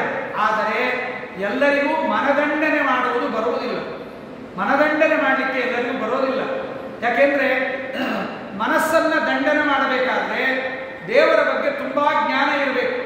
ಪುರಾಣ ಪುಣ್ಯಕಥೆಗಳನ್ನ, ಶಾಸ್ತ್ರದ ಶ್ರವಣವನ್ನು ಮಾಡಿರಬೇಕು. ಆ ಪುರಾಣ ಶಾಸ್ತ್ರ ಶ್ರವಣ ಮಾಡಿದಾಗ ದೇವರಲ್ಲಿ ಭಕ್ತಿ ಬಂದು, ದೇವರಲ್ಲಿ ಅಭಿಮಾನ ಬಂದು, ಆಗ ಮನಸ್ಸನ್ನ ದಂಡನೆ ಮಾಡಲಿಕ್ಕಾಗತ್ತೆ. ನಮಗೆ ಪಾತ್ರೆ ತೊಳೆಯಲಿಕ್ಕೆ ಬಂದವಳಿಗೆ ನಮ್ಮ ಮಹಿಮೆ ಏನು ಗೊತ್ತಿರುತ್ತೆ. ನನಗೆ ಕೊಡ್ತಾರೆ 1,000 ರೂಪಾಯಿ ಸಾಕು, 2,000 ರೂಪಾಯಿ ಕೊಡ್ತಾರೆ ಸಾಕು. ಅವಳಿಗೆ ಮನದಂಡನೆ ಬೇಕಾಗಿಲ್ಲ, ದೇಹದಂಡನೆ. ಅವಳಿಗೆ ಕೂಲಿ, ಕೆಲಸ ಮಾಡುವವಳಿಗೆ ಕೂಲಿ, ಹೆಂಡತಿಗೆ ಅಪಾರವಾದ ಪ್ರೀತಿ ಸಂಪತ್ತನ್ನು ಕೊಡುವಂತೆ ಭಗವಂತನು ಕೂಡ ಸೇವೆ ಮಾಡತಕ್ಕಂಥವರು ಯತ್ಪಾದ ಪಂಕಜರಜ ಶ್ರಯಣಾತ್. ಪರಮಾತ್ಮನ ಪಾದಾರವಿಂದಗಳಲ್ಲಿ ಮನಸ್ಸನ್ನಿಟ್ಟು ದೇವರೇ ಎಲ್ಲವನ್ನು ಮಾಡಿಸ್ತಾರೆ ಎನ್ನುವ ಜ್ಞಾನದಿಂದ ಅವರಿಗೆ ಪರಮಾತ್ಮ ಅನುಗ್ರಹವನ್ನು ಮಾಡಿದ್ದಾನೆ. ಕಲ್ಪವೃಕ್ಷದ ಸೇವೆಗೆ ಅನುಗುಣವಾಗಿ ಅನುಗ್ರಹವನ್ನು ಮಾಡುತ್ತೆ ಹೇಗೋ ಹಾಗೆ ಭಗವಂತನು ಕೂಡ ತಾನು ಅವರವರ ಸೇವೆಗೆ ತಕ್ಕಂತೆ ಫಲವನ್ನು ಕೊಡುತ್ತಾನೆ. ಮೇಲಿನ ಸೇವೆಯನ್ನು ಮಾತ್ರ ನೋಡಬೇಡಿ, ಒಳಗಡೆಯ ಸೇವೆಯ ಅಂತರಂಗ ಭಗವಂತನಿಗೆ ಗೊತ್ತಿರುತ್ತೆ, ಆ ಭಗವಂತ ಮಾಡಿಸ್ತಾನೆ. ಇದು ಸಾಧಕನಾದವನಿಗೆ ಮುಖ್ಯವಾಗಿರಬೇಕಾದ ಒಂದು ಜ್ಞಾನ. ಇದನ್ನು ಹೇಳಿ ಮತ್ತೊಂದು ಮಾತು ಹೇಳ್ತಾರೆ. ಪರಮಾತ್ಮನೇ ಒಂದು ಮಾತನ್ನು ಹೇಳ್ತಾನೆ, ನಾನು ವಿಷಮನಲ್ಲ. ಇದೆಲ್ಲ ಭಗವದ್ಭಕ್ತರು ಹೇಳಿದ ಮಾತಾಯಿತು. ಯುಧಿಷ್ಠಿರ ಹೇಳಿದ ಮಾತನ್ನು ಕೇಳಿದ್ವಿ, ಮತ್ತೆ ಪ್ರಹ್ಲಾದರಾಜ ಹೇಳಿದ ಮಾತನ್ನು ಕೇಳಿದ್ವಿ. ಈಗ ಕೃಷ್ಣನೇ ತಾನೇ ಹೇಳ್ತಾನೆ, ನಾನು ವಿಷಮನಲ್ಲ, ನನ್ನಲ್ಲಿ ವಿಷಮತೆ ಇಲ್ಲ. ಇದನ್ನು ದೃಢವಾಗಿ ಶಿಷ್ಯನ ಮನಸ್ಸಲ್ಲಿ ಉಳಿಯಬೇಕು. ಅದಕ್ಕೆ ರಾಸಕ್ರೀಡೆಯನ್ನು ಆಡುವಾಗ ದೇವರು ಹುಣ್ಣಿಮೆಯ ದಿವಸದ ರಾತ್ರಿ ಕೊಳಲನ್ನು ಊದ್ತಾನೆ. ಕೊಳಲನ್ನು ಊದಿದಾಗ ಎಲ್ಲರಿಗೂ ತನ್ಮಯ. ದೇವರು ಕೊಳಲು ಊದಿದ ಕೂಡಲೇ ಒಬ್ಬೊಬ್ಬರು ತಮ್ಮ ತಮ್ಮ ಮನೆಯ ಕೆಲಸಗಳನ್ನು ಬಿಟ್ಟು ಓಡಿ ಬರ್ತಾರೆ. ನಾವು ಮಂತ್ರಾಲಯಕ್ಕೆ ಬರುವಾಗ ಇದ್ದದ್ದನ್ನು ಅಲ್ಲಲ್ಲೇ ಬಿಸಾಕಿ, ಯಾವುದು ತಿದ್ದಲಿಕ್ಕಾಗಲ್ಲ, ಬಂದ ಮೇಲೆ ತಿದ್ದುಕೊಳ್ಳೋಣ, ಬಸ್ಸಿಗೆ ಟೈಮ್ ಆಯಿತು, ಟ್ರೈನಿಗೆ ಟೈಮ್ ಆಯಿತು ಅಂತ ಮನೆ ಸಾಮಾನೆಲ್ಲ ಅಲ್ಲಲ್ಲೇ ಬಿಟ್ಟು ಬಂದಿರ್ತೇವೆ. ಇಲ್ಲೇ ಕೆಲವರು ಬಂದ ಮೇಲೆ ಮಾಡಲಿಕ್ಕಾಗಲ್ಲ, ಮೊದಲೇ ಮಾಡೋಣ ಅಂತ ಕೆಲವರು ಮಾಡಿಟ್ಕೊಂಡು ಹೋಗೋರು ಇರ್ತಾರೆ. ದೇವರ ಸೇವೆಗೆ ಬರುವಾಗ ಯಾವಾಗ ಕರೀತಾನೆ ಗೊತ್ತಿಲ್ಲ. ಕೃಷ್ಣ ಇದ್ದಕ್ಕಿದ್ದಂತೆ ಕೊಳಲಿನ ಧ್ವನಿಯನ್ನು ಮಾಡಿದ ಕೂಡಲೇ ಎಲ್ಲ ವೃಂದಾವನದಲ್ಲಿದ್ದ ಎಲ್ಲ ಗೊಲ್ಲತಿಯರು ಓಡಿ ಬರ್ತಾರೆ. ತಮ್ಮ ಆಭರಣಗಳು, ತಮ್ಮ ಅಲಂಕಾರ, ತಮ್ಮ ಬಟ್ಟೆ ಎಲ್ಲದರಲ್ಲಿ ವ್ಯತ್ಯಸ್ತರಾಗಿ ಬರ್ತಾರೆ ದೇವರ ಬಳಿಯಲ್ಲಿ. ಬಂದಾಗ ಆ ದೇವರ ಜೊತೆಗೆ ವಿಹಾರವನ್ನು ಮಾಡುತ್ತಾರೆ. ದೇವರ ಜೊತೆಗೆ ವಿಹಾರ ಮಾಡಿದಾಗ ಆ ದೇವರು ಇವರ ದೇಹದ ಸುಖದಿಂದ ಆನಂದ ಪಟ್ಟವನಂತೆ ಅವರಿಗೆ ಕಾಣಿಸ್ತು. ನಾವು ಕೆಲವೊಮ್ಮೆ ದೇವಸ್ಥಾನಕ್ಕೆ ಹೋದಾಗ ಎಲ್ಲರ ಹೂವು ತಗೊಂಡು ಹೋಗಿ ಸೇವೆ ಮಾಡುತ್ತೀವಿ. ಒಂದು ಹಾರ ತಗೊಂಡು ಹೋಗಿ ದೇವರಿಗೆ ಹಾಕ್ತೀವಿ, ರಾಯರಿಗೆ ಒಂದು ಹೂವಿನ ಹಾರ ಹಾಕ್ತೀವಿ. ಹಾರ ಹಾಕಿದಾಗ ಎಲ್ಲರನ್ನು ಕರೆದು ಕೇಳ್ತೀವಿ, ಎಷ್ಟು ಚೆನ್ನಾಗಿದೆ ಅಲ್ವಾ ಬೃಂದಾವನ, ಎಷ್ಟು ಚೆನ್ನಾಗಿದೆ ಅಲ್ವಾ ಬೃಂದಾವನ ಅಂದಾಗ ಆ ಬೃಂದಾವನ ಚೆನ್ನಾಗಿ ಕಾಣಿಸಿದ್ದನ್ನು ನೋಡಿ ರಾಯರಿಗೆ ತೃಪ್ತಿಯಾಗಿದೆ. ನಮ್ಮ ಹಾರ ಇಲ್ಲದೆ ಇದ್ರೆ ಬೃಂದಾವನ ಚೆನ್ನಾಗಿ ಕಾಣಿಸ್ತಿರ್ಲಿಲ್ಲ. ಈ ಒಂದು ಕ್ಷಣಿಕವಾದ ಅಜ್ಞಾನ ನಮಗೆ ಬರುತ್ತೆ. ಈ ಅಜ್ಞಾನ ಅವರಿಗೂ ಬಂತು, ಅಭಿಮಾನ ಬಂತು. ನಮ್ಮ ದೇಹದ ಸುಖದಿಂದ ದೇವರು ಸುಖಪಟ್ಟ. ನಾವು ಹಾಗೆ ದೇವರಿಗೆ ನೈವೇದ್ಯಕ್ಕೆ ಬೆಳ್ಳಿ ತಟ್ಟೆ ಮಾಡಿಸಿ, ಬೆಳ್ಳಿ ಬಟ್ಟಲು ಮಾಡಿಸಿ, ಅನೇಕ ನೈವೇದ್ಯಗಳನ್ನು ದೇವರ ಮುಂದಿಟ್ಟು ದೇವರು ತೃಪ್ತನಾದ ಅಂತ. ಅವನು ತೃಪ್ತನಾಗಲಿಕ್ಕೆ ಇವತ್ತು ನಿನ್ನೆ ತೃಪ್ತಿ ಇರಲಿಲ್ಲ, ಇವತ್ತು ತೃಪ್ತನಾದ, ನಾಳೆ ತೃಪ್ತಿ ಇರಲ್ಲ ಅಂತಿಲ್ಲ. ನಿತ್ಯಾನಂದನಾದ, ನಿತ್ಯ ತೃಪ್ತನಾದ ಭಗವಂತನಿಗೆ ನಮ್ಮ ಪೂಜೆ, ನಮ್ಮ ನೈವೇದ್ಯ, ನಮ್ಮ ಅಭಿಷೇಕ ಯಾವುದರಿಂದಲೂ ಆಗಬೇಕಾದ ಹೊಸದಾದ ಪ್ರಯೋಜನ ಭಗವಂತನಿಗಿಲ್ಲ. ಯಾವಾಗ ಆಯಿತೋ ದೇವರನ್ನ, ನನ್ನ ಭಕ್ತರಿಗೆ ಈ ರೀತಿಯಾದ ಅಹಂಕಾರ ಬರಬಾರದು, ಈ ರೀತಿಯಾದ ಕ್ಷಣಿಕ ಅಭಿಮಾನ ಅವರಿಗೆ ಬರಬಾರದು. ಅಭಿಮಾನ ಬಂದಾಗ ಭಗವಂತ ಅದೃಶ್ಯನಾಗಿ ಬಿಡುತ್ತಾನೆ. ಅದೃಶ್ಯನಾದಾಗ ದೇವರನ್ನು ಹುಡುಕುತ್ತಾರೆ, ಬಹಳ ಕಡೆ ಹುಡುಕುತ್ತಾರೆ. ಎಲ್ಲೆಲ್ಲಿ ಹುಡುಕಿದ್ರು ದೇವರು ಕಾಣಿಸದೇ ಇದ್ದಾಗ ಬಂದು ದೇವರನ್ನು ಬರೀ ಹುಡುಕಿದ್ರೆ ಪ್ರಯೋಜನ ಇಲ್ಲ, ದೇವರನ್ನು ಎಲ್ಲಿ ನೋಡಬೇಕು ಅಂತಾರೆ ಶಾಸ್ತ್ರದಲ್ಲಿ. ದೇವರನ್ನು ಯಾವುದೋ ಗುಡಿಗೋಪುರ ಗಂಡಾಂತರಗಳಲ್ಲಿ ನೋಡುವುದಲ್ಲ, ದೇವರನ್ನ ಮೊದಲು ನಿನ್ನ ಹೃದಯದಲ್ಲಿ ನೋಡು. ನಿನ್ನ ಹೃದಯದಲ್ಲಿ ದೇವರಿದ್ದಾನೆ. ಕೃಷ್ಣ ಪರಮಾತ್ಮನೇ ಸರ್ವಾವಸ್ಥೆಗಳಲ್ಲಿದ್ದು ಪ್ರೇರಕನಿಂದ ಅರಿಯದಿಗ. ನಮ್ಮ ಹೃದಯದಲ್ಲೇ ಪರಮಾತ್ಮ ಇದ್ದಾನೆ, ಅವನೇ ಪ್ರೇರಕ ಎನ್ನುವ ಜ್ಞಾನ ನಮಗೆ ಸ್ಪಷ್ಟವಾಗಿರಬೇಕು. ಆದ್ದರಿಂದ ಅಂಥ ಭಗವಂತನಿಗೆ ನಾವು ಅಭಿಮಾನವನ್ನು ಮಾಡಬಾರದು ಅಂತ ಕೊನೆಗೆ ದುಃಖ ಪಡ್ತಾರೆ, ದೇವರನ್ನು ಸ್ತೋತ್ರ ಮಾಡ್ತಾರೆ, ಭಗವಂತ ಕಾಣಿಸ್ತಾನೆ. ಆಗ ಭಗವಂತ ಹೇಳ್ತಾನೆ, ಗೋಪಿಕಾಸ್ತ್ರೀಯರಿಗೆ ಒಂದು ಮಾತು ಹೇಳ್ತಾನೆ, ನಾಹಂತು ಸಖ್ಯ ಭಜತೋಪಿ ಜಂತೂನ್ ಭಜಾಮ್ಯಮೀಶಾ ಮನೋವೃತ್ತಯೋ ಯಥಾ ತಥೈವ ಮತ್ತಃ ಫಲಸಂಪದಸ್ಯು ಉಚ್ಚಾವಚಾಹ ಕಲ್ಪತರೋರಿವಾರ್ತಿನ. ಭಗವಂತ ಮಾಡ್ತಾನೆ ಅಂತ ಹೇಳ್ತಾನೆ, ಇವರು ನನ್ನ ಸೇವೆಯನ್ನು ಮಾಡಿದ್ದಾರೆ, ಇವರು ನನ್ನ ಉಪಾಸನೆ ಮಾಡಿದ್ದಾರೆ, ಇವರು ಮಾಡಿಲ್ಲ. ಈ ಒಂದು ಕಾರಣವನ್ನು ನಾನು ನಿರೀಕ್ಷಣೆ ಮಾಡಿ ಜೀವರಿಗೆ ಅನುಗ್ರಹ ಮಾಡುವುದು, ಆಗ್ರಹ ಮಾಡುವುದನ್ನು ನಾನು ಮಾಡೋದಿಲ್ಲ. ನನ್ನ ಸೇವೆ ಮಾಡಿದವರು ನನ್ನವರು, ಸೇವೆ ಮಾಡದೇ ಇದ್ದವರು ಪರಕೀಯರು ಎನ್ನುವ ಭಾವನೆ ನಾನು ಎಂದಿಗೂ ಮಾಡುವುದಿಲ್ಲ. ಯಾಕೆಂದರೆ ನನ್ನ ಭಕ್ತರಲ್ಲಿ ಇವನು ದೊಡ್ಡ ಭಕ್ತ, ಇವನು ಕಡಿಮೆ ಭಕ್ತ ಅಂತಿಲ್ಲವೇ ಇಲ್ಲ. ಸಕಲ ದೇವತೆಗಳು ಎದುರಿಗೆ ಇದ್ದಾರೆ, ಸಕಲ ದೇವತೆಗಳು ಎದುರಿಗಿದ್ದಾರೆ.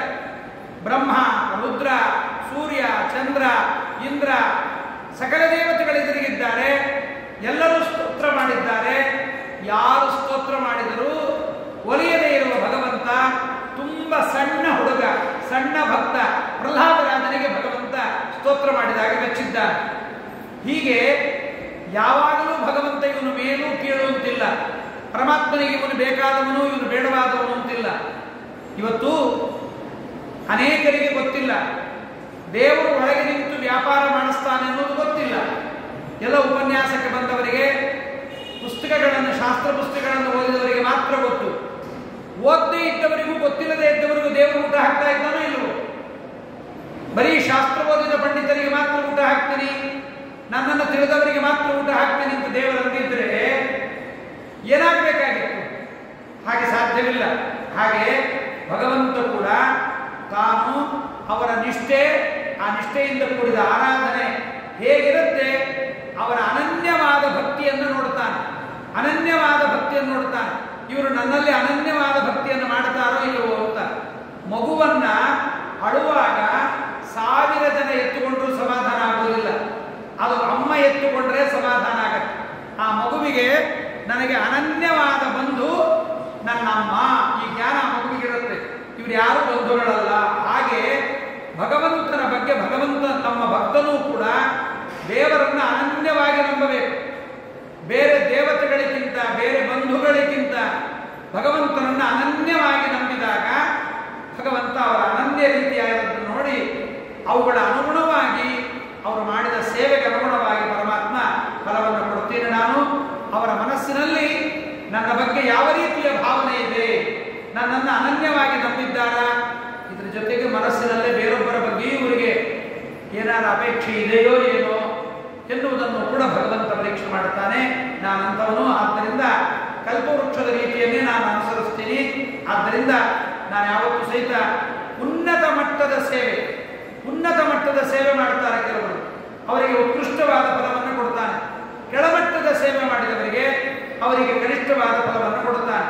ಹೇಗೆ ಕಲ್ಪವೃಕ್ಷವು ಕೂಡ ಸೇವೆ ಮಾಡುವವರ ತಕ್ಕ ಸೇವೆಗೆ ತಕ್ಕಂತೆ ಫಲವನ್ನು ಕೊಡುವಂತೆ ಭಗವಂತನು ಕೂಡ ಈ ರೀತಿಯಾದ ಫಲವನ್ನು ಕೊಡುತ್ತಾನೆ ಎಂಬುದನ್ನು ಹೇಳಿ, ಇದನ್ನು ಕೂಡ ದೇವರ ಬಗ್ಗೆ ತಿಳಿಯಬೇಕು ಅಂತ ಹೇಳಿ ಇನ್ನೊಂದು ವಿಚಾರವನ್ನು ಹೇಳ್ತಾರೆ.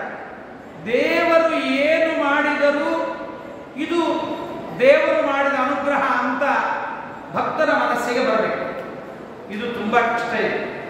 ದೇವರು ಏನು ಮಾಡಿದರೂ ದೇವರು ಮಾಡಿದ್ದೆಲ್ಲ ಒಳ್ಳೆಯದೇ ಅಂತ. ದುಡ್ಡು ಹೋದರೂ ಒಳ್ಳೆಯದೇ, ದುಡ್ಡು ಬಂದರೂ ಒಳ್ಳೆಯದೇ, ರೋಗ ಬಂದರೂ ಒಳ್ಳೆಯದೇ, ಆರೋಗ್ಯವಾಗಿದ್ದರೂ ಒಳ್ಳೆಯದೇ, ಬಂಧುಗಳ ವಿಯೋಗವಾದರೂ ಒಳ್ಳೆಯದೇ, ಬಂಧುಗಳ ಹತ್ತಿರಕ್ಕೆ ಬಂದರೂ ಒಳ್ಳೆಯದೇ. ಹೀಗೆ ಎಲ್ಲವನ್ನ ಭಗವಂತನ ಇಚ್ಛೆ ಎಂಬುದಾಗಿ ಯಾರು ತಿಳಿಯುತ್ತಾನೆ ಅವನಿಗೆ ಭಗವಂತ ಚೆನ್ನಾಗಿ ಒಲಿಯುತ್ತಾನೆ. ಅದಕ್ಕಾಗಿ ಒಂದು ಉದಾಹರಣೆಯನ್ನು ಹೇಳೋಣ. ಬಲಿಯ ಮನೆಗೆ ವಾಮನ ಬಂದಿರ್ತಾನೆ. ವಾಮನ ಬಂದು ಬಲಿಯಲ್ಲಿ 3 ಪಾದ ಭೂಮಿಯನ್ನು ಕೇಳುತ್ತಾನೆ.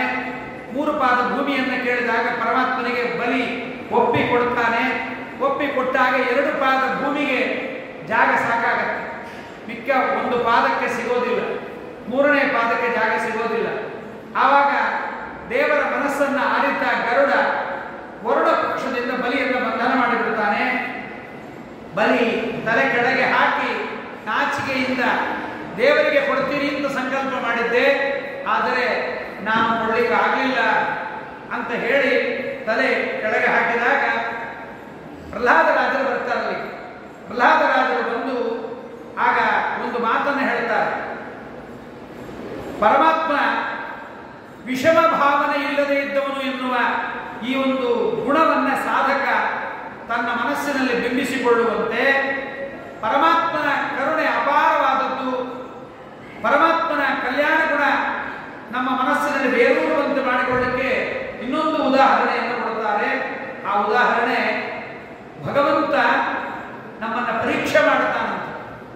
ಪರೀಕ್ಷೆ ಮಾಡ್ತಾನಂತೆ. ಬಹು ಪರೀಕ್ಷೆ ಮಾಡಿ ನಮಗೆ ಅನುಗ್ರಹವನ್ನು ಮಾಡ್ತಾನಂತೆ. ಪರೀಕ್ಷೆ ಮಾಡದೆ ಅನುಗ್ರಹ ಮಾಡುವುದಿಲ್ಲ. ಬಲಿಗೆ ಎಷ್ಟು ಪರೀಕ್ಷೆ ಮಾಡಿದೆ ನೋಡ್ರಿ. ಪರಮಾತ್ಮ ರಾಜ್ಯವನ್ನು ಕಿತ್ತುಕೊಂಡ, ವರ್ಣಪಾಶದಿಂದ ಬಂಧನ ಮಾಡಿಸಿದ. ಇಷ್ಟೆಲ್ಲ ಆದರೂ ಕೂಡ ಬಲಿ ಏನು ಮಾತಾಡಲಿಲ್ಲ. ಇದನ್ನ ಬಂದು ನೋಡಿದ ಪ್ರಹ್ಲಾದ, ಹೀಗೆ ಯಾಕೆ ಮಾಡಿದಿ, ಈ ರೀತಿ ಯಾಕೆ ಮಾಡಿದಿ ಅನ್ನೋದನ್ನ ಅನ್ನಲಿಲ್ಲ. ಇದು ಭಗವಂತ ಮಾಡಿದ ಪರೀಕ್ಷೆ, ಇದರಲ್ಲಿ ನಾವು ಗೆಲ್ಲಬೇಕು. ದೇವರು ಏನೇ ಪರೀಕ್ಷೆ ಮಾಡಲಿ, ಯಾವುದೇ ಪರೀಕ್ಷೆ ಮಾಡಲಿ, ಇಡೀ ಜನ್ಮ ಜನ್ಮದಲ್ಲಿ ಪರೀಕ್ಷೆ ಮಾಡಲಿ. ಆದ್ದರಿಂದ ಸಾಧನದ ಪ್ರಥಮ ಹಂತದಲ್ಲಿ ಪರಮಾತ್ಮ ಕರುಣಾ ಸಮುದ್ರ ಅನ್ನುವುದು ನಮಗೆ ಗೊತ್ತಾಗೋದಿಲ್ಲ. ಸಾಧನೆಯ ಪ್ರಾರಂಭದಲ್ಲಿ ನಮಗೇನಾದರೂ ಸ್ವಲ್ಪ ಧಕ್ಕೆಯಾದರೆ ದೇವರು ಯಾಕೆ ಹೀಗೆ ಮಾಡ್ತಾನೆ, ದೇವರು ಅನ್ಯಾಯ ಮಾಡಿಬಿಟ್ಟ, ತೊಂದರೆ ಮಾಡಿಬಿಟ್ಟ ಅಂತ ನಮಗನ್ನಿಸುತ್ತೆ. ಆದರೆ ಜ್ಞಾನಿಗಳಿಗೆ ಹಾಗನ್ನಿಸಲ್ಲ. ದೇವರು ಏನು ಮಾಡಿದರೂ ಭಗವಂತನ ಬಗ್ಗೆ ಸ್ವಲ್ಪವೂ ಮನಸ್ಸು ವಿಚಲಿತವಾಗುವುದೇ ಇಲ್ಲ ಅವರಿಗೆ. ಹಾಗಾಗಿ ಸಾಧಕನನ್ನ ಬಹಳ ಕಾಲ ಬಹುಬಗೆಯಿಂದ ಭಗವಂತ ಪರೀಕ್ಷೆ ಮಾಡುತ್ತಾನೆ. ನೋಡ್ರಿ, ಸಾಧಕನಿಗೆ ಪರೀಕ್ಷೆ ಕೊಡ್ತಾನಂತೆ. ಒಂದು ಕಡೆ ನಮ್ಮ ವಿಜಯದಾಸರಂತಾರೆ, ದೇವರಲ್ಲಿ ಭಕ್ತಿಯನ್ನು ಬೇಡಿದರೆ ತುಂಬಾ ಪರೀಕ್ಷೆ ಮಾಡ್ತಾನಂತೆ. ಭಕ್ತಿಯನ್ನು ಬೇಡದೆ ಲೌಕಿಕ ಸಂಪತ್ತನ್ನು ಕೇಳಿದರೆ ಕೊಟ್ಟು ಕಳಿಸಿಬಿಡ್ತಾನೆ. ಭಕ್ತಿ ಬೇಕು ಅಂತವನಿಗೆ ದಾಸನಾಗುವೆನೆಂದು ಆಸೆಯನ್ನು ಮಾಡಲು, ನಾನು ಭಗವಂತನ ದಾಸನಾಗುತ್ತೀನಿ ಅಂತ ಆಸೆ ಮಾಡಿದರೆ ಕೈಯಲ್ಲಿ ಪೈಸೆ ಇಲ್ಲದಂತೆ ಮಾಡ್ತಾನೆ, ರೋಗ ಬರುವಂತೆ ಮಾಡ್ತಾನೆ, ಬಂಧುಗಳು ಬಾಂಧವರಿಂದ ತೆಗಳಿಸ್ತಾನೆ, ಲೋಕದಲ್ಲಿ ಅವಮಾನ ಮಾಡಿಸ್ತಾನೆ, ಅಪವಾದವನ್ನು ತರ್ತಾನೆ. ಇದೆಲ್ಲ ದೇವರು ಮಾಡುವ ಪರೀಕ್ಷೆ. ನಿನಗೆ ಹೇಗೆ ಮನಸ್ಸಿನಲ್ಲಿ ನನ್ನ ಬಗ್ಗೆ ಧಾರಢ್ಯ ಇದೆ, ಇದು ಬಂಧುಗಳು ಮಾಡಿದ್ದು ಅಂತೀಯೋ ಭಗವಂತ ಮಾಡಿದ ಪರೀಕ್ಷೆ ಅಂತೀಯೋ. ಆದ್ದರಿಂದ ಸಾಧಕನ ಭಕ್ತಿ ಅಚಲವಾಗಿದೆ, ಗಟ್ಟಿಮುಟ್ಟಾಗಿದೆ ಎಂಬುದನ್ನು ಪರಮಾತ್ಮ ಹೊರಗೆ ಹಚ್ಚಿ ಅನಂತರ ಅನುಗ್ರಹವನ್ನು ಮಾಡ್ತಾನೆ, ಪರೀಕ್ಷೆ ಮಾಡ್ತಾನಂತೆ. ಬ್ರಹ್ಮಾದಿ ದೇವತೆಗಳನ್ನು ಪರೀಕ್ಷೆ ಮಾಡಿದರೆ ಗೆಲ್ಲಬಹುದು. ಸಾಮಾನ್ಯರಾದ ನಮ್ಮ ಮೇಲೆ ಪರೀಕ್ಷೆಯ ಬ್ರಹ್ಮಾಸ್ತ್ರವನ್ನು ಹಾಕಿದರೆ ಗತಿಯನ್ನು. ದೇವರು ಪರೀಕ್ಷೆ ಎಲ್ಲಿಯ ತನಕ ಮಾಡ್ತಾನೆ ಎಂದು ಮುಂದೆ ಹೇಳ್ತಾರೆ. ಲಕ್ಷ್ಮೀದೇವಿಯನ್ನು ಪರೀಕ್ಷೆ ಮಾಡ್ತಾನಂತ ದೇವರು. ಲಕ್ಷ್ಮೀದೇವಿಯನ್ನು ಪರೀಕ್ಷೆ ಮಾಡ್ತಾನೆ. ಈಗ ಬಲಿಯನ್ನು ಪರೀಕ್ಷೆ ಮಾಡ್ತಾ ಇದ್ದಾನೆ. ಬಲಿಯನ್ನು ಪರೀಕ್ಷೆ ಮಾಡಿ ಅವನ ತತ್ವನಿಷ್ಠೆ ಪರೀಕ್ಷೆ ಬಹಳ ಚೆನ್ನಾಗಿರುತ್ತೆ. ಬಲಿ ತನ್ನ ಸಾಮ್ರಾಜ್ಯವನ್ನು ಕಳ್ಕೊಳ್ತಾನೆ. ನೋಡ್ತಾನೆ ದೇವರು, ಇಡೀ ಸಾಮ್ರಾಜ್ಯವನ್ನು ಕದ್ದೆ, ಏನಾರ ಅಂತಾನ ನೋಡೋಣ ಅಂತ ಏನೂ ಅನ್ನಲಿಲ್ಲ. ಅದರ ಜೊತೆಗೆ ಪ್ರಹ್ಲಾದ ಬಂದವನು ದೇವರು ಮಾಡಿದ ಬಲಿಗೆ ಮಾಡಿದ ಅವಮಾನ. ಮೊಮ್ಮಗ, ಕೆಲವರಿಗೆ ಮಕ್ಕಳಿಗಿಂತ ಮೊಮ್ಮಕ್ಕಳ ಮೇಲೆ ಅಭಿಮಾನ ಜಾಸ್ತಿ. ತಾವು ಮಕ್ಕಳನ್ನು ಹೊಡೆಯುತ್ತಾರೆ, ಆದರೆ ಮೊಮ್ಮಕ್ಕಳನ್ನ ತನ್ನ ಮಗ ಹೊಡೆಯಬಾರದು. ಮೊಮ್ಮಕ್ಕಳನ್ನು ಹೊಡೆದ್ರೆ ಹೊಡೆದ್ಬಿಡು, ಕೊಂದ್ಬಿಡು ಅಂತ ಬೈತಾರೆ ತನ್ನ ತಾತ. ಅದಕ್ಕೆ ಮಗ ಕೇಳ್ತಾನೆ, ನಮ್ಮನ್ನೇ ಹೊಡಿತಾ ಇದ್ದಿ, ನಾವು ನನ್ನ ಮಕ್ಕಳನ್ನ ಹೊಡೆದೇನು ತಪ್ಪು ಅಂತ. ಆದರೆ ತಾತಂದ್ರಿಗೆ ಅದಿಷ್ಟ ಆಗಲ್ಲ. ಮೊಮ್ಮಕ್ಕಳ ಮೇಲೆ ತುಂಬಾ ಅಭಿಮಾನ. ಪ್ರಹ್ಲಾದ ರಾಜರಿಗೆ ಬಲಿಯ ಮೇಲೆ ತುಂಬಾ ಅಭಿಮಾನ. ಅದಕ್ಕೆ ಪ್ರಹ್ಲಾದ ರಾಜರು ಕೇಳಿದ್ದರಂತೆ, ಇಂದ್ರನಿಗೆ ರಾಜ್ಯವನ್ನು ಕೊಡುವಾಗ ನೀನು ಬಲಿಯನ್ನು ಹೊಡೆದು ಬಡದು ಮಾಡಿ ಕಿತ್ಕೊಂಡು ಹೋಗಬಾರದು, ಒಳ್ಳೆಯ ರೀತಿಯಿಂದ ಬಲಿಯ ಮನೆಗೆ ಬಂದು ಅವನ ಸಂಪತ್ತನ್ನು ತಗೊಂಡು ಹೋಗಬೇಕು ಅಂತ. ಬಲಿ ಹುಟ್ಟೇ ಇಲ್ಲ ಇನ್ನು. ಪ್ರಹ್ಲಾದ ರಾಜರು 5-6 ವರ್ಷದ ಸಣ್ಣ ಹುಡುಗರಾಗಿದ್ದಾಗ ದೇವರನ್ನು ಕೇಳ್ತಾರೆ, ಸ್ವಾಮಿ ನನ್ನ ಮನೆಯ ಬಲಿಯನ್ನು ದಯಮಾಡಿ ಹೀಗೆ ಮಾಡಬೇಡ ಅಂತ. ಅದಕ್ಕೆ ಪ್ರಹ್ಲಾದ ಹೇಳಿದಂತೆ ಪರಮಾತ್ಮ ವಾಮನನಾಗಿ ಬಂದು ದಾನವನ್ನು ಬೇಡುವ ಮೂಲಕವಾಗಿ ರಾಜ್ಯವನ್ನ ಸಂಪಾದನೆ ಮಾಡ್ತಾನೆ. ಹೀಗೆ ಮಾಡಿದಾಗ ಪ್ರಹ್ಲಾದ ಬರ್ತಾನೆ. ಪ್ರಹ್ಲಾದ ಬಂದು ಬಲಿಯ ಮನಸ್ಸಿಗೆ, ಇದು ದೇವರು ಮಾಡಿದ ಪರೀಕ್ಷೆ, ಇದನ್ನು ನೀನು ಹೀಗೆ ತಿಳಿಯಬೇಕು. ಇವತ್ತು ನಿನ್ನ ಸಂಪತ್ತು ಹೋಯಿತು, ಪರಮಾತ್ಮ ವರುಣಪಾಶದಿಂದ ಬಂಧನ ಮಾಡಿದ್ದಾನೆ, ಬಂಧುಗಳೆಲ್ಲ ದೂರ ಬಿಟ್ಟರು, ಶುಕ್ರಾಚಾರ್ಯರು ಶಾಪವನ್ನು ಕೊಟ್ಟರು. ಇಷ್ಟೆಲ್ಲ ಆದರೂ ಕೂಡ ಇದೇನು ಗೊತ್ತಾ, ಇದರ ಬಗ್ಗೆ ನಮ್ಮ ಪ್ರಹ್ಲಾದ ರಾಜರಂತಾರೆ, ಅಂದರೆ ದೇವರ ಬಗ್ಗೆ ಜ್ಞಾನ ಇರುವವನಿಗೆ ಈ ಚಿಂತನೆ ಇರಬೇಕು. ಏನದು?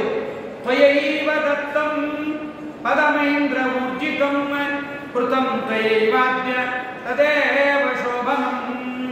ತ್ವಯೈವ ದತ್ತಂ ಪದಮೈಂದ್ರ ಊರ್ಜಿತಂ ಕೃತಂ ತ್ವಯೈವಾದ್ಯ ತದೇವ ಶೋಭನಂ.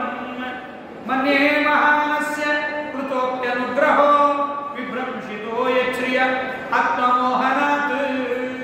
ಪ್ರಹ್ಲಾದರಾಜರಂತಾರೆ, ಹೇ ಜಗದೊಡೆಯ ಸ್ವಾಮಿ, ಬಲಿಗೆ ಇಂದ್ರ ಪದವಿಯನ್ನು ಹಿಂದಕ್ಕೆ ಕೊಟ್ಟದ್ದು ನೀನೇ. ನೋಡಿ, ಇದನ್ನು ತಿಳಿಯಬೇಕು. ನಮಗೆ ಸಂಪತ್ತು ಬಂದಾಗ ನಾವು ಕಷ್ಟಪಟ್ಟು ಸಂಪತ್ತು ಸಂಪಾದನೆ ಮಾಡಿದ್ವಿ ಎನ್ನುವ ಈ ಅಹಂಕಾರ ಇರುತ್ತೆ. ಸಂಪತ್ತು ಹೋದಾಗ ದೇವರು ಕಿತ್ತುಕೊಂಡ ಅಂತೀವಿ. ಬಂದಾಗ ದೇವರು ಕೊಟ್ಟ ಅಂತನ್ನಲ್ಲ. ಅದು ಹೋದಾಗ ದೇವರು ಅನ್ಯಾಯ ಮಾಡಿಬಿಟ್ಟ, ಕಿತ್ತುಕೊಂಡ್ಬಿಟ್ಟ. ಆರೋಗ್ಯ ಇದ್ದಾಗ ದೇವರನ್ನು ಸ್ಮರಣೆ ಮಾಡೋದಿಲ್ಲ. ಆರೋಗ್ಯ ಕಡಿಮೆ ಆದಾಗ ದೇವರನ್ನು ಬೈತೇವೆ, ದೇವರನ್ನು ನಿಂದನೆ ಮಾಡುತ್ತೇವೆ. ಅದಕ್ಕೆ ಪ್ರಹ್ಲಾದರಾಜರಂತರ, ಹಾಗಲ್ಲ ಸ್ವಾಮಿ, ತ್ವಯೈವ ದತ್ತಂ ಫಲಮೈಂದ್ರ ಮೂರ್ಜಿತಂ. ಭಾರೀ ಸಂಪತ್ತಿನಿಂದ ಕೂಡಿದ ಇಂದ್ರ ಪದವಿಯನ್ನ ಇಂದ್ರ ರಾಜ್ಯಭ್ರಷ್ಟನಾಗುವಂತೆ ಮಾಡಿ ಬಲಿಗೆ ರಾಜ್ಯವನ್ನು ಕೊಟ್ಟವನು ನೀನೆ. ಕೃತಂ ತ್ವಯೈವಾದ್ಯ ತದೇವ ಶೋಭನಂ. ಇವತ್ತು ಬಲಿಯ ರಾಜ್ಯವನ್ನ ಕಿತ್ತು ಇಂದ್ರನಿಗೆ ಪದವಿಯನ್ನು ಕೊಟ್ಟಿದ್ದೀಯ. ಅವತ್ತು ಕೊಟ್ಟವನು ನೀನೇ, ಇವತ್ತು ತೆಗೆದುಕೊಂಡವನು ನೀನೇ. ಅದು ಫ್ರಮ್ ಹರಿ, ಇದು ಟು ಹರಿ. ಇಲ್ಲಂದ್ರೆ ಏನೂ ಇಲ್ಲ. ನಾನು ಕೊಟ್ಟೆ, ನನಗೆ ಬಂತು ಎನ್ನುವ ಈ ದುರಭಿಮಾನ ಸಲ್ಲದು. ಅದಕ್ಕೆ ಮನ್ಯೇ ಮಹಾನಸ್ಯ ಕೃತೋಪ್ಯನುಗ್ರಹ. ಇದು ಸಾಧಕನ ಮನಸ್ಸಲ್ಲಿರಬೇಕು. ಸ್ವಾಮಿ, ಏನಿವತ್ತು ರಾಜ್ಯವನ್ನು ಕಿತ್ತುಕೊಂಡಿದ್ದೀಯಲ್ಲ, ಇದು ದೊಡ್ಡ ಅನುಗ್ರಹ ಅಂತಾರೆ ಪ್ರಹ್ಲಾದರಾಜ. ಇದು ದೊಡ್ಡ ಅನುಗ್ರಹ. ಯಾಕೆಂದ್ರೆ ನೀನು ಏನು ಮಾಡ್ತೀಯ ನಮ್ಮ ಹಿತಕ್ಕಾಗಿ ಮಾಡ್ತೀಯ. ನಮಗೇನು ನೀ ಅಹಿತನಲ್ಲ, ನಮಗೆ ಹಿತನೇ ನೀನು. ಆದ್ರಿಂದ ನೀನು ಎರಡವೂ ಕೂಡ ನಿನ್ನ ಕಲ್ಯಾಣ ಕರ್ಮಗಳೇ. ಇದು ಅಮಂಗಳ ಕೆಲಸ, ಇದು ಮಂಗಳ ಕೆಲಸ ಅಂತಿಲ್ಲ. ನಮಗಾಗಲ್ಲ. ದೇವರು ಕಿತ್ತುಕೊಂಡದ್ದು ಅಮಂಗಳ, ಕೊಟ್ಟದ್ದು ಮಂಗಳ ಅಂತ ನಾವು ಆಲೋಚನೆ ಮಾಡ್ತೇವೆ. ಪ್ರಹ್ಲಾದರಾಜರಂತಾರೆ, ಇದು ಏನು ನೀನು ಮಾಡಿದ್ಯಲ್ಲ, ಇದು ಮನ್ಯೇ ಮಹಾನಸ್ಯ ಕೃತೋಪ್ಯನುಗ್ರಹ. ಮಹಾನ್ ಅನುಗ್ರಹ ಅಂತಾರೆ. ದೊಡ್ಡ ಅನುಗ್ರಹ ಮಾಡಿದ್ದೆ ಸ್ವಾಮಿ. ಯಾಕೆ ಅಂದರೆ ಇದು ಭಗವದಿಚ್ಛೆಯಿಂದ ಬಂದದ್ದು ಹಿತಕರ ಮಾತ್ರ ಅಲ್ಲ, ಪರಮಾತ್ಮನ ಅನುಗ್ರಹದಿಂದ ಪಡೆದ ಸಾಧನೆಯೂ ಆಗಿದೆ ಎನ್ನುವುದು ಕೂಡ ನಮ್ಮ ಮನಸ್ಸಿನಲ್ಲಿರಬೇಕು. ಆದ್ದರಿಂದ ಈ ಅನುಗ್ರಹ ಏನಾಯಿತು? ಹೌದು, ಬಲಿಗೆ ರಾಜ್ಯವನ್ನು ಭಗವಂತ ಕಿತ್ತುಕೊಂಡದ್ದು ಏನಾಯಿತು ಅಂದರೆ ಅರಣ್ಯಕಾಚಾರ ಅಂತಾರೆ, ಈ ಸಂಪತ್ತು ಬಲಿರಾಜನಿಗೆ ಲೋಭ ಮಮತ್ವವನ್ನು ಕೊಟ್ಟಿತ್ತು, ಅಹಂಕಾರವನ್ನು ಕೊಟ್ಟಿತ್ತು. ಈ ದುಡ್ಡು ನನ್ನದು, ಈ ಮನೆ ನನ್ನದು, ಈ ರಾಜ್ಯ ನನ್ನದು, ಈ ಜಗತ್ತಿಗೆ ನಾನು ಒಡೆಯ ಎನ್ನುವ ಅಹಂಕಾರ ಬಂದಿತ್ತು. ಈ ಅಹಂಕಾರವನ್ನು ಬಿಡಿಸಲಿಕ್ಕೆ ಅವನು ಭಗವಂತ ಹಾಗೆ ಮಾಡಿದ್ದಾನೆ. ಪುರಂದರದಾಸರ ಮನೆಯಲ್ಲಿ ಇಡೀ ಸಂಪತ್ತನ್ನು ಪುರಂದರದಾಸರು ದೇವರಿಗೆ ಸವಕಲು ನಾಣ್ಯವನ್ನು ಬಿಸಾಕಿದ ನಾಯಕ ಶ್ರೀನಿವಾಸ ನಾಯಕ.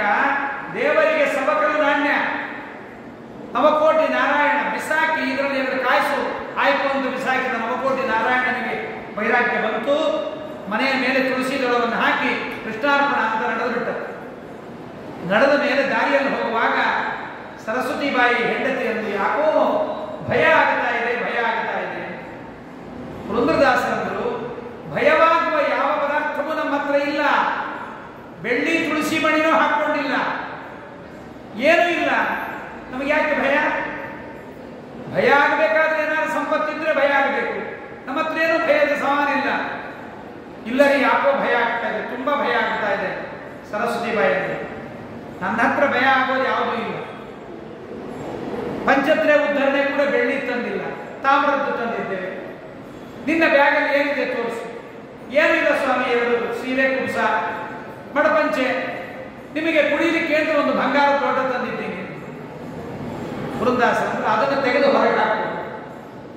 ಆ ಬಂಗಾರದ ಲೋಟವೇ ಭಯ ಕೊಡಿಸೋದು. ಅದು ಬೇಕಾಗಿಲ್ಲ, ಅದನ್ನು ಬೇಡ ಅಂತ ಬಿಟ್ಟಿದ್ದೇವೆ. ಅದರಿಂದ ನಮಗೆ ಭಯ ಬಂದಿತ್ತು. ದೇವರ ದರ್ಶನವಾಗಿರಲಿಲ್ಲ, ನಿನಗೆ ದರ್ಶನವಾಯಿತು. ದೇವರಿಗೆ ಬಂಗಾರದ ವಜ್ರದ ಮೂಗುತಿಯನ್ನು ನೀನು ಕೊಟ್ಟವಳು, ನಿನಗೆ ಯಾಕೆ ಬಂಗಾರದ ಮೇಲೆ ವ್ಯಾಮೋಹ? ಬಿಡು ಅಂತ ತೆಗೆದು ಲೋಟವನ್ನ, ಎಷ್ಟು ವೈರಾಗ್ಯ, ಎಷ್ಟು ಬೇಗ ವೈರಾಗ್ಯ ಪುರಂದರದಾಸರಿಗೆ ತೆಗೆದು ಹೊರಗಾಕ್ಬಿಟ್ರು. ಹಾಕಿದ ಮೇಲೆ ಕೇಳಿದ್ರು, ಈಗ ಹೇಗಿದೆ, ಈಗ ಹೇಗಿದೆ? ಯಾವುದೋ ಒಂದು ಗೆಡ್ಡೆ ದೇಹದಲ್ಲಿ ಬೆಳಕೊಂಡಿದ್ದು ತುಂಬಾ ನೋವು ಕೊಡ್ತಾ ಇದ್ರೆ ಆಪರೇಷನ್ ಆಗಿ ಅದನ್ನು ಕಳೆದು ಬಿಟ್ಟರು ಅಂದ್ರೆ ಉಶ್ಶಪ್ಪ ನೆಮ್ಮದಿ ಆಯಿತು ಅಂತ ಅನ್ನುವಂತೆ ಸರಸ್ವತಿ ಬಾಯಿ ಅಂತಾರೆ ಈಗ ಆರಾಮಾಗಿದೆ ಅಂತ. ಹಾಗೆ ಯಾವತ್ತೂ ಕೂಡ ಭಗವಂತ ನಮಗೆ ಸಂಪತ್ತನ್ನು ಕಳೆದ ಏನಾರು ಮಾಡಿದ ಅಂದರೆ ನಮಗೆ ಹೆಚ್ಚು ಅದರ ಮೇಲೆ ಲೋಭ ಇತ್ತು, ಅದರ ಮೇಲೆ ಮಮತೆ ಇತ್ತು, ಅದನ್ನು ಕಳೆಯಲಿಕ್ಕೆ ಮಾಡಿದ. ಹೀಗೆ ನಾವು ತಿಳಿಯಬೇಕೆ ಹೊರತು ದೇವರು ನಮಗೆ ಅಮಂಗಳ ಮಾಡಿದ, ಕೆಟ್ಟದ್ದನ್ನು ಮಾಡಿದ ಅಂತ ಸಾಧಕ ತಿಳಿಯಬಾರದು ಅಂತ ಅರಣ್ಯಕಾಚಾರ್ಯರು ಇದು ಭಾಗವತದ 8ನೇ ಸ್ಕಂದದಲ್ಲಿ ಬರುವ ಬಲಿಯ ಕಥೆಯನ್ನ ಈ ರೀತಿಯಾಗಿ ಜೋಡಿಸಿ ಭಗವದಿಚ್ಛೆಯಿಂದ ಯಾವುದು ನಮಗೆ ಒದಗತ್ತೆ ಅದು ಹಿತಕರ, ಭಗವದಿಚ್ಛೆ ಇಲ್ಲದೆ ಬಂದದ್ದು ಹಿತಕರವಲ್ಲ. ಅದಕ್ಕೆ ಧರ್ಮರಾಜ ಅಂತಾನೆ ಭಾರತದಲ್ಲಿ, ಸ್ವಾಮಿ ನಿನ್ನ ಇಚ್ಛೆ ಇಲ್ಲದೆ ಬರುವ 3 ಲೋಕದ ಪದವಿಯೂ ನನಗೆ ಬೇಡ. ನಿನ್ನ ಇಚ್ಛೆ ಇಲ್ಲದೆ ಇದ್ದರೆ ನನಗೆ ಸಂಪತ್ತೇ ಬೇಡ. ನಿನ್ನ ಇಚ್ಛೆ ಇದ್ದರೆ ಅದು ಸಂಪತ್ತು ನಮಗಾಗಲಿ, ನಿನ್ನ ಇಚ್ಛೆ ಇಲ್ಲದೆ ಇದ್ದರೆ ಆ ಸಂಪತ್ತು ಬೇಡ. ಆದ್ದರಿಂದ ಹೀಗೆ ಮಹಾನ್ ಅನುಗ್ರಹ ದೇವರು ಮಾಡಿದ. ಅದಕ್ಕೆ ದೇವರು ಲೋಭ ಮತ್ತು ಮಮತೆ ಬಲಿರಾಜನಿಗೆ ಬಂದಿದ್ದು ಅದನ್ನು ಕಳೆದಿದ್ದಾನೆ. ಸಂಪತ್ತನ್ನು ಕಳಿಸಿಕೊಳ್ಳುವುದರಲ್ಲಿ ದೇವರು ಮಾಡಿದ ಭಗವಂತ ಹೀಗೆ ಒಂದು ಅನುಗ್ರಹ ಎಂಬುದನ್ನು ಅನೇಕರು ಹೇಳ್ತಾ ಇರ್ತಾರೆ. ನವೆಂಬರ್ 8 ತುಂಬ ಜನ ಜ್ಞಾಪಕ ಇರುತ್ತೆ. ಅವತ್ತು ಮೋದಿ ಇದ್ದಕ್ಕಿದ್ದ ಹಾಗೆ ನೋಟ್ ಬ್ಯಾನ್ ಮಾಡಿದಾಗ ಕೆಲವರೆಲ್ಲ ಹಿಂದೆ ಅದರ ಹಿಂದಿನ ದಿವಸಗಳಲ್ಲಿ ದುಡ್ಡೆಲ್ಲ ಕ್ಲಿಯರ್ ಮಾಡಿಕೊಂಡಿರ್ತಾರೆ, ಅಥವಾ ಏನೋ ಒಂದಾಗಿರುತ್ತೆ. ಅವರಿಗೆಲ್ಲ ನೆಮ್ಮದಿ, ಅಮ್ಮ ನಮ್ಮ ಕೈಯಲ್ಲಿ ದುಡ್ಡಿಲ್ಲ, ದೇವರು ಒಳ್ಳೇದು ಮಾಡಿಸಿದ ಅಂತ ದುಡ್ಡಿಟ್ಕೊಂಡು ಅವರೆಲ್ಲ ಮಹಾ ಆಳ್ತಾ ಇರ್ತಾರೆ. ಇದನ್ನ ಹೆಂಗೆ ಖರ್ಚು ಮಾಡೋದು, ಇದನ್ನ ಹೆಂಗೆ ನಾವು ಡಿಸ್ಪೋಸ್ ಮಾಡೋದು. ಅಂದರೆ ಭಗವಂತ ಮಾಡಿಸಿದ ಯಾವುದೇ ಕೆಲಸವನ್ನು ಉತ್ತಮ ಅಂತ ತಿಳಿಯಬೇಕಾಗಲಿ. ಇದು ನೀಚ, ಇದು ಉತ್ತಮ, ಈ ಕೆಲಸ ಉತ್ತಮ. ದೇವರು ಸಂಪತ್ತು ಕೊಟ್ಟದ್ದು ಉತ್ತಮ, ಸಂಪತ್ತನ್ನು ಕಸಿದದ್ದು ನೀಚ. ಈ ಭಾವನೆ ದೇವರಲ್ಲಿ ಮಾಡಬಾರದು. ಇದು ಸಾಧಕನ ಮನಸ್ಸಿಗೆ ಇರಬೇಕು ಎಂಬುದನ್ನು, ಇದು ನೀವು ಮಾಡಿದ ಅನುಗ್ರಹ ಎಂಬುದನ್ನು ಹೇಳ್ತಾ ದೇವರಂತಾನೆ, ಬಲಿ ನಾನು ಕೊಟ್ಟ ಸಂಪತ್ತು, ನಾನು ಕೊಟ್ಟ ಆರೋಗ್ಯ, ನಾನು ಕೊಟ್ಟ ಮಾನವ ದೇಹ, ನಾನು ಕೊಟ್ಟ ಭಾರತ ಜನ್ಮದಲ್ಲಿ ಭೂಮಿ. ನೋಡಿ ದೇವರಂತಾನೆ, ಭಾರತ ಜನ್ಮದಲ್ಲಿ ನಾವು ಜನ್ಮ ಪಡೆದಿದ್ದೇವೆ, ಭಾರತ ಭೂಮಿಯಲ್ಲಿ ಜನ್ಮ ಪಡೆದಿದ್ದೇವೆ ಎಂದರೆ ದೇವರ ದೊಡ್ಡ ಅನುಗ್ರಹ. ನಮ್ಮ ಪುಣ್ಯದಿಂದ ಈ ದೇಹ ಇಲ್ಲಿ ಬಂದದ್ದಲ್ಲ. ಎಲ್ಲೋ ನೈಜೀರಿಯಾದಲ್ಲೋ, ಆಫ್ರಿಕಾದಲ್ಲೋ, ಆಸ್ಟ್ರೇಲಿಯಾದಲ್ಲೋ, ಎಲ್ಲೋ ಏನೂ ಗೊತ್ತಿಲ್ಲದೆ, ಸಂಸ್ಕಾರವೇ ಇಲ್ಲದೆ, ಹಸಿ ಮಾಂಸ ತಿಂದುಕೊಂಡು ಬಟ್ಟೆ ಉಡದೆ ಇರೋದು ಇವಾಗ ಇಂಡಿಯಾದಲ್ಲೂ ಬಂದಿದೆ. ಪಾಪ ದುಡ್ಡು ಕೊಟ್ಟು ಹರಕಲ ಬಟ್ಟೆ ಕೂಡ ಹಾಕೋತಾ ಇರ್ತಾರೆ. ನಮ್ಮ ಇಂಡಿಯಾದಲ್ಲೂ ಬಂದಿದೆ. ಪಾಪ ಹಿಂದಕ್ಕೆ ಹರಕಲ ಬಟ್ಟೆ ಹಾಕೊಂಡವರನ್ನ ದರಿದ್ರರು ಅಂತಿದ್ರು. ಇವಾಗ ಶ್ರೀಮಂತರರು ಕೂಡ ಹರಕಲ ಬಟ್ಟೆ ಹಾಕೊಳ್ತಾರೆ. ಅದು ಕಾಲ ತಸ್ಮೈ ನಮಃ. ಹಾಗಾಗಿ ಭಗವಂತ ಅಂತಾನೆ, ನಾನು ಕೊಟ್ಟ ಆರೋಗ್ಯ, ನಾನು ಕೊಟ್ಟ ಸಂಪತ್ತು, ನಾನು ಕೊಟ್ಟ ಜನ್ಮ, ಇವೆಲ್ಲವೂ ಕೂಡ ಯಾವಾಗ ಅವನಿಗೆ ಅದು ಮದವನ್ನ, ಅಹಂಕಾರವನ್ನು ತಂದುಕೊಡುತ್ತೆ, ಆವಾಗ ಬ್ರಹ್ಮಣ್ಯಮನು ಗೃಹಾಮಿ ತದ್ವಿತ್ತು ವಿಧುನೋಮ್ಯ. ಆಗ ನಾನು ಅವನಿಗೆ ಶಿಕ್ಷೆಯನ್ನು ಕೊಡ್ತೀನಿ. ಅದರಿಂದ ಕೊಟ್ಟು ನಾನು ಇದೆಲ್ಲ ಮಾಡಿದ್ದೀನಿ ಎಂಬುದಾಗಿ ಹೇಳ್ತಾರೆ. ಅದಕ್ಕೆ ಪ್ರಹ್ಲಾದರಾಜರ ಮಾತಲ್ಲಿರುವ ಈ ರಹಸ್ಯವನ್ನ ಬಲಿಯ ಬಗ್ಗೆ, ಬಲಿ ಅವನ ಬಗ್ಗೆ ಪ್ರಹ್ಲಾದರಾಜರನ್ನು ನೀ ಕೊಟ್ಟಿದ್ದಿ, ನೀ ತಗೊಂಡ್ಬಿಟ್ಟಿ, ಇದರಲ್ಲಿ ನಮ್ಮದೇನೂ ಇಲ್ಲ ಅಂತ ಪ್ರಹ್ಲಾದರಾಜರಂದರು. ಆದರೆ ಅಲ್ಲಿಗೆ ಬಂದ ನಮ್ಮ ಬ್ರಹ್ಮದೇವರು ಬರ್ತಾರೆ. ನೋಡ್ರಿ, ಬಲಿಯ ಮನೆಗೆ ಬ್ರಹ್ಮದೇವರು ಬರ್ತಾರೆ. ನಮ್ಮ ಮನೆಗೆ ಒಬ್ಬರು ಸ್ವಾಮಿಗಳು ಬರಬೇಕಾದ್ರೆ 108 ಕಷ್ಟ, ಒಬ್ಬ ಬ್ರಾಹ್ಮಣರು ಬರಬೇಕಾದ್ರೆ ಕಷ್ಟ. ಬಲಿಯ ಮನೆಗೆ ಬ್ರಹ್ಮದೇವರು ಬರ್ತಾರೆ. ಬ್ರಹ್ಮದೇವರು ಬಂದು ಬಲಿಯ ಬಗ್ಗೆ ಪ್ರಹ್ಲಾದರಾಜರು ದೇವರ ಮುಂದೆ, ತ್ರಿವಿಕ್ರಮ ರೂಪಿ ವಾಮನ ಮುಂದೆ ಆಡಿದ ಮಾತನ್ನ ಬಿಡಿಸಿ, ಪ್ರಹ್ಲಾದರಾಜರ ಮಾತನ್ನ ಅರ್ಥ ಬರುವಂತೆ ಒಂದು ಮಾತನ್ನಂತಾರೆ. ಯತ್ಪಾದಯೋ ಅವಷಧೀ ಸಲಿಲಂ ಪ್ರದಾಯ ದುರ್ವಾಂಕುರೈರವಿವಿಧಾಯ ಸತೀಂ ಸಪರ್ಯಾಂ ಅತ್ಯುತ್ತಮ ಗತಿಮಸೌ ಭಜತೆ ತ್ರಿಲೋಕೀಂ ದತ್ವಾ ನ ವಿಕ್ಲವಮನಃ ಗತಮಾರ್ತಿ ಮೃಚ್ಛೇತ್. ಬ್ರಹ್ಮದೇವರಂತಾರೆ ದೇವರ ಮುಂದೆ, ಯತ್ಪಾದಯೋರವಷಧೀ ಸಲಿಲಂ ಪ್ರದಾಯ.